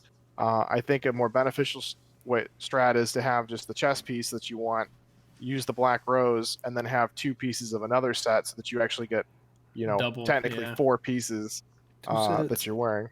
Yeah.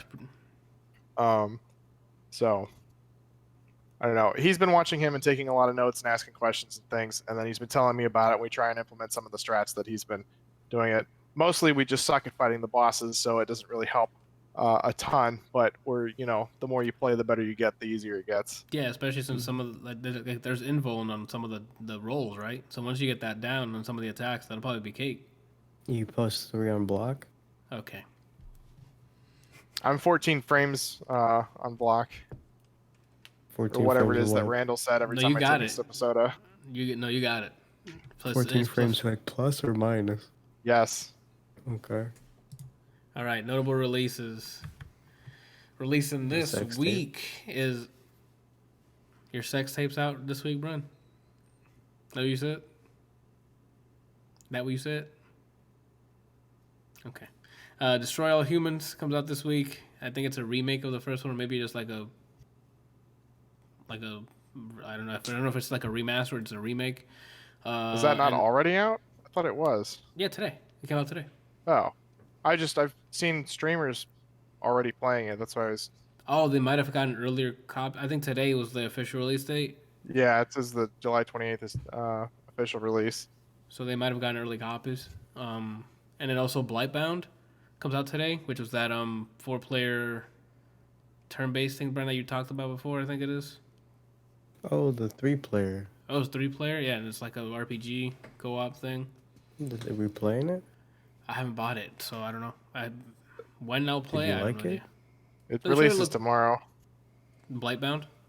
Yeah. Yeah. Did you like it?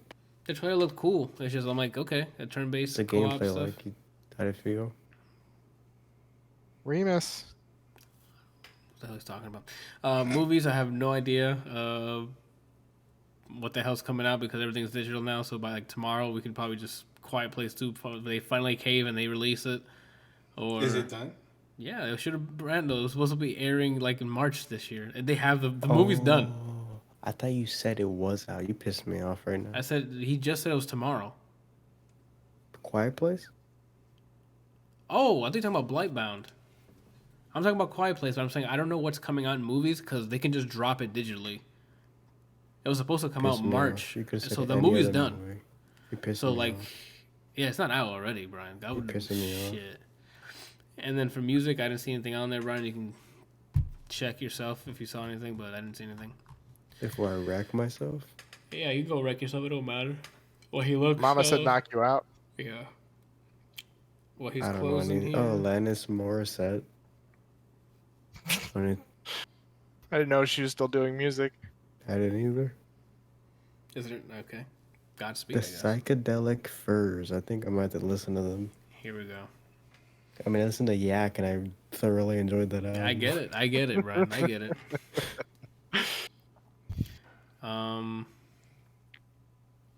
This week, what am I doing? Good question, Randall. Anthony, what are you doing, Anthony? Wednesday, since Brian, we're not gonna do the Demon Slayer watch along thing. Demon Slayer watch along?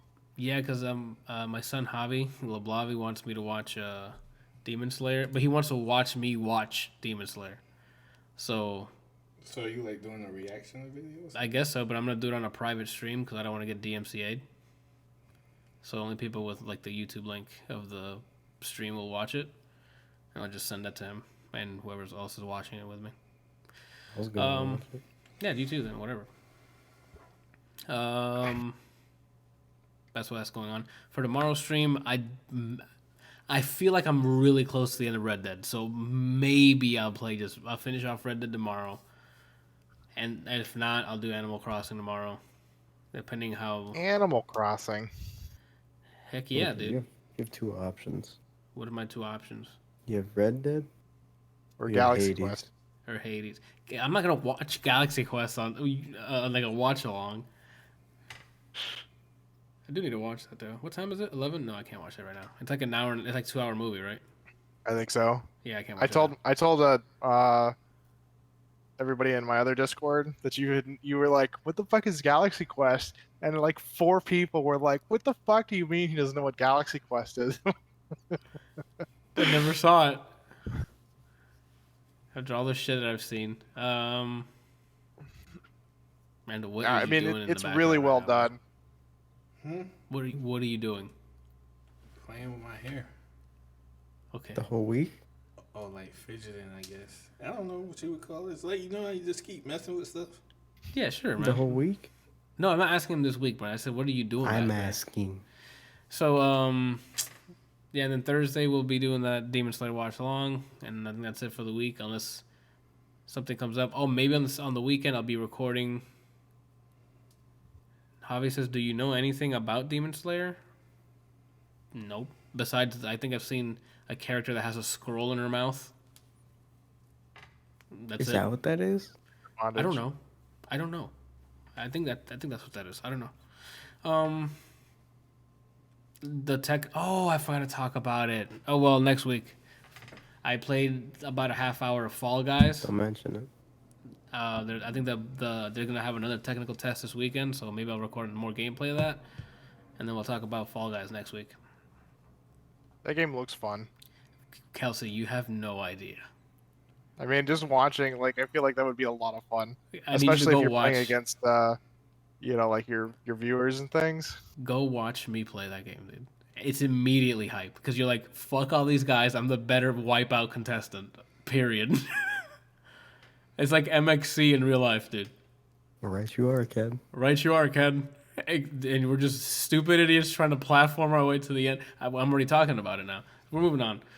Kelsey, what are you doing this week?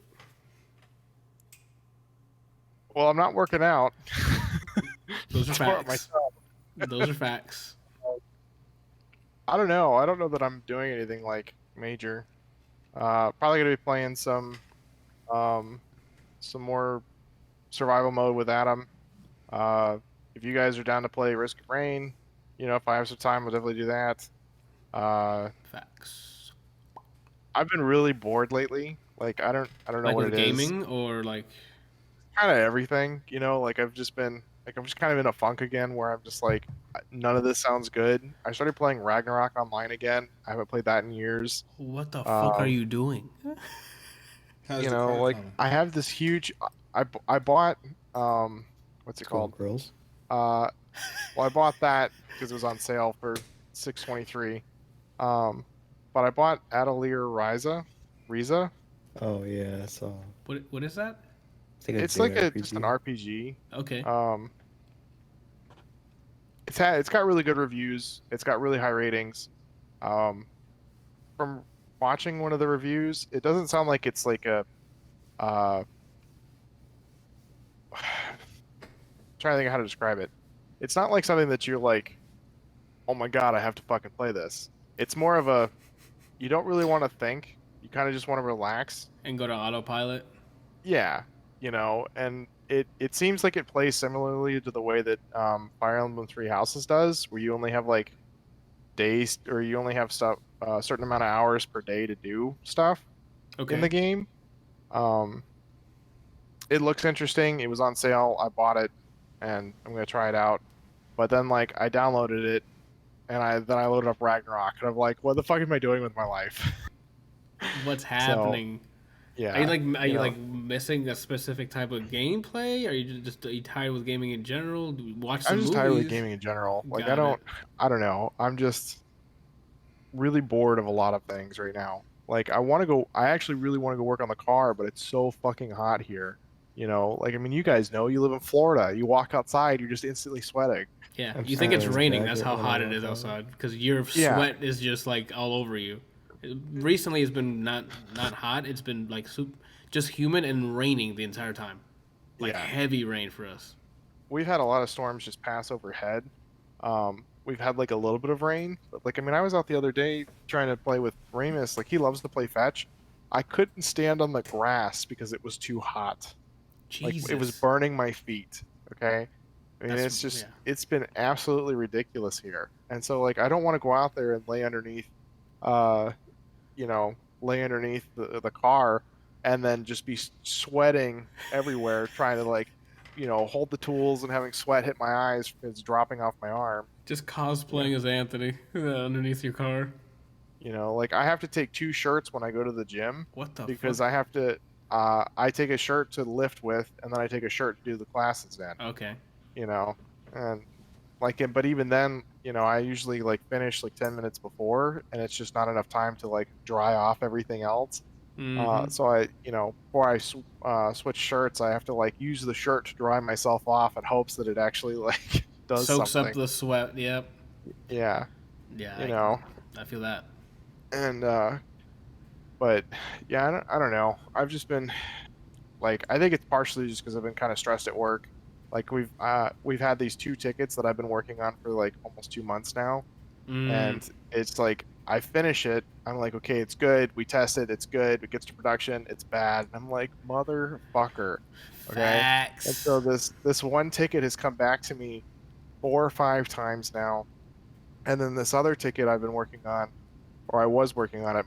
My lead ended up taking it over because I had to start working on the other one that failed. The production validation. We're trying to convert a PDF into an image and then resize it. And I had a working demo, showed them all how to do it, built this little thing, set up our worker to do everything, deployed it, and then found out that our cloud services from Amazon was like, no. Like, what do you mean no? Turns out it doesn't have the required libraries installed. Right. So it's like there's these two major libraries that are used on Mac and Linux for doing that kind of stuff. One's called Graphics Magic and one's called Image Magic. Graphics Magic is not installed on Cloud Foundry by default. Image Magic is, but it does not, for security reasons, it does not allow PDFs to have read or write ability when you're doing stuff with Image Magic. So we couldn't use it. And then I spent like 2 weeks trying to get the binaries installed so that I could friggin' use Graphics Magic up there and just use the direct binaries instead of having to install it. And I just was failing all over the place. And then finally, like, I got on with my lead, showed him some stuff that I had done, and by pure accident, I like showed him something that I did when I was booting up a Linux machine, or using a virtual box for a Linux machine. He's like, whoa, what'd you do there? And I was like, well, I built the application. He's like, well, doesn't that create a binary somewhere? And I was like, I don't actually know because Linux is not my strong point. And so he's like, well, go into this folder. And sure enough, there's a binary there. And it was like, holy fuck. And so then I thought I was like making some progress. So I spent another 2 or 3 days trying to build that stuff. And then still couldn't get the stupid thing to work. And then, the PDM, my other thing the other ticket came back. And I was like, I'm just like, I need a break. I need a vacation. I need something. You should take the vacation then. This week of mine, I was like just there was a dent of my ass on that couch, of just playing Tsushima and Red Dead. But that's the thing. Like, if I took the vacation, I don't even know what I would do. Like, I'm just bored of everything. I don't want to play games. I can't work on the. I mean, I could work on the car, but I would probably die of heat exhaustion. Yeah. I can't swim in my pool because it's not ready. Maybe you should try getting up really early in the morning, maybe when it's cooler, to work on the car before it starts getting hot. So I've started intermittent fasting, and I've actually been sleeping. I feel like shit right now because I started it last week and my body's like adjusting. Yeah, your body's like, I'm what down the fuck 9 are pounds, you doing? But my whole body is like, bro, what is going on? And I've been sleeping more soundly, but I've just been waking up super early, and so I've been productive in the morning. And I'm like, this is just exhausting. Who fucking does this? A lot of people, like Mark Wahlberg, bro. But I've thought about doing that, but I don't know. I don't know that it's worth getting up at 6 a.m. just to work on the car for 2 hours. I mean, it is, but it isn't. But once the sun starts coming up, the burning begins. Yeah. This winter though, Shannon and I have plans to do a whole bunch of stuff. We gotta like reorganize the garage. We gotta do a whole bunch of stuff outside. We gotta fix the car. She wants to actually like start helping with the car again.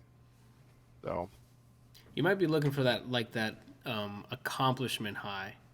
That might be why you're depressed with everything, because you need something that you can like finish up real quick, and then that'll be like, oh, I finished this, and then you can start getting on a roll. Well, and that's so the other day, like Saturday, I think Saturday or Sunday or something. Like I woke up really early. Like I've started setting this thing on my phone, this like bedtime application, where it like tells you, hey, you need to start getting ready for bed, and then it has the lighter version of waking you up. It's not just like an alarm that's like, hey, get the fuck up. It's like it starts off like really low and just like kind of builds you pick up. a tune, like a melody or something, and mine just kind of has a couple of, they're not beeps. I don't know how to describe them, but it starts off real low and then it slowly gets louder and louder and louder and slowly wakes you up. Okay. But I've been waking up before that, and so Saturday I like woke up super early. I cleaned up the living room. I reorganized my entire office. Like you can see, I'm in the corner now. And I cleaned the kitchen, and then did something. I replaced all of the outlets that I wanted to with the USB versions, that have the USB ports on them, and then like a couple of other things. And I'm like, what the hell is going on here? I'm being super productive. That's the high you're looking for. I know that. I know what you're talking about. You know what's interesting is like most really successful people get up early in the morning, like you're doing right now, to get stuff done. Because that's when like the best time. You get up, you start doing shit, and then you're by like noon, 1 o'clock, you're coasting. You're just hanging out. You did shit already.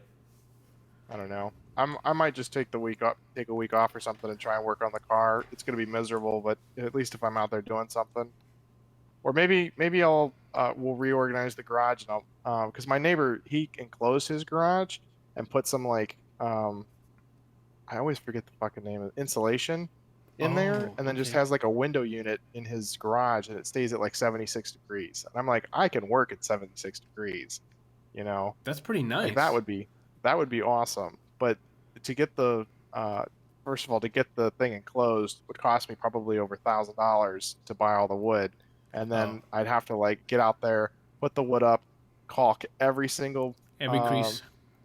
Yeah, and the thing is that the downstairs is slated, whatever, where you have like the slats like this, and so I have to go on the outside, paint them, and then put the caulk all around the each of the slats in order to get it to actually work. That seems like more than you need to be doing for just working on the car. Javi says put it in the living room. If I could, I would, but we didn't get the elevator. Yeah, I would love to see you drive that car up those stairs. And Shannon just fucking losing her mind because you're like, what the fuck are you doing? Well, they got to come back and fix our floors anyway. So they came in. We have these two massive humps in our it's not the living room. It's like the area between the kitchen and the living room. Okay. You know, and they came in and they tore up the floors, leveled it out, but didn't level it with the edges that were pre-existing. And so now when you have like the edges that are up here and then the center is down here, and it's like, yeah, what are you guys doing? Yeah, and they're probably going to try and argue that it's technically within tolerance because they have like a quarter of an inch difference that they can use. And yeah. I'm just like, I'm so fed up with them. It's like, you didn't fucking fix it correctly the first time. Tear it up and do it again because this is not what we paid for. It's a brand new fucking house. This isn't some 30-year-old house that, we decided to hire somebody to come in and fix some stuff. And even if we did, we would be up their ass about that. Like, this is ridiculous. We didn't pay for some shoddy shit, dude. Like, get it right. Exactly. Alrighty. Brian, what are you doing this week? I don't know anymore. What aren't you doing this week? Yeah, he's got so much shit, dude. So tomorrow, I'm you not obviously streaming. Yeah. Oh, okay. How about recording? I don't do the music review stuff anymore, so I don't have anything to record. You can record gameplay. I don't play anything really Fucking anymore. got him. You're right. I got him right. Yo, I've been Instagram me. Bloodstained, I got him. Oh, so tomorrow I'm watching some ReZero, and then the rest of my week's filled for whatever you guys want to do. Actually, one of these Dip in days the I need to waters finish putting a GIF to the Malcolm X flip and posting that. Then besides that, I'm free. Nice. Randall Green. Work.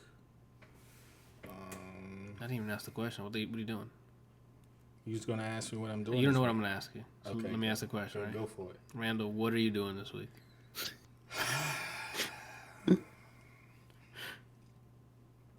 Work. The glutes? No. Oh, my bad. Finished Ghost of Tsushima. I'm You actually didn't finish his game of the year yet? I'm actually gonna try to beat it tonight if I can. What act are you on? Act 2. You're not gonna beat it tonight. Act 3 is long. Yeah, it's not as long. It's just a lot of Like I said, it starts getting heavy, so a lot of cutscenes start to happen, and then you got. I'll spoil it at this point if I tell you what happened. There's a lot of stuff that you got to go through. Is there more side missions? The remaining, okay. You know how they break up all the side stories within each act? Like you can only get so far in Yuna's tale before you have to go to Act 2. Mm-hmm. The remainder of like the final ones are in Act 3 For each character? for the most part. But To finish their act. Well, I'm talking about when I say side missions, I'm talking about like the random ones. Stuff. There's also random ones still. Oh, okay. Well, So if you're gonna 100% it before you get to that last battle, there's a lot of extra stuff. Not a lot. There's just a bunch of you got loose ends to tie, like all of the squad mates side missions, and then like maybe 2, 3 of the random missions, and then you still have one mythic one. Yeah. Which is in Act 3. So that and something art related. I'm not sure what. Oh, are we gonna see it on? Have you finished Ed? No, I actually haven't worked on Ed in a while because I started. I got inspired with my clothing line, so I started making some designs, and I have been working on that. So I'm at a point where the inspiration or the new ideas is kind of dying down, so I might switch gears. And So when's Anthony gonna model? This is the next question. You know what I'm saying? I mean, these guns are here to show off. You know what I'm saying? So let me know what shirts I gotta wear. You know, or no shirt. You know what I'm saying? I can show off my hairy shirt. Just show off the pants. Show up. Yeah, show off. What pants, Randall? It's not gonna have a bulge, but. Do you make any holsters? Oh shit. I don't promote violence. It could hold macaroni, Randall. Like, what are you talking about? Holster? It's just holding things. If you said that, if you asked me if I made holsters, then I would be like, oh yeah, he wants it for macaroni. Yeah. But because Bryant is asking me, I know it's for something else.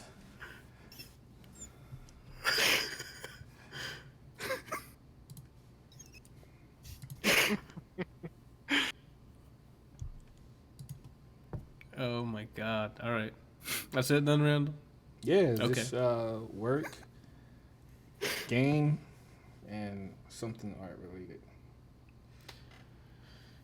Lit. I think I already went over what I'm doing. Kelsey, we went over your stuff. You streaming the survival mode? Yeah, I streamed it a couple times, or But once at least. But I mean for this week. I mean, it depends on what time I can get on. gotcha, Since I'm not okay. going to the gym, I'll probably end up doing it. But it really just depends on if Shannon needs me to help her with anything. Gotcha. So you can check out right underneath there, WyrdTv, as he streams survival mode, which sounds awesome. And that's it, people. Episode 102 of the ADLR Podcast. Thank you guys for listening, watching both. We'll be back We'll be back next week with, at this point, all I know is maybe Fall Guys. Oh, I'm sorry, and Galaxy Quest review. What, Brian? You're pointing. Shit, and what am I missing? All right, and that's it. Thank you guys for watching.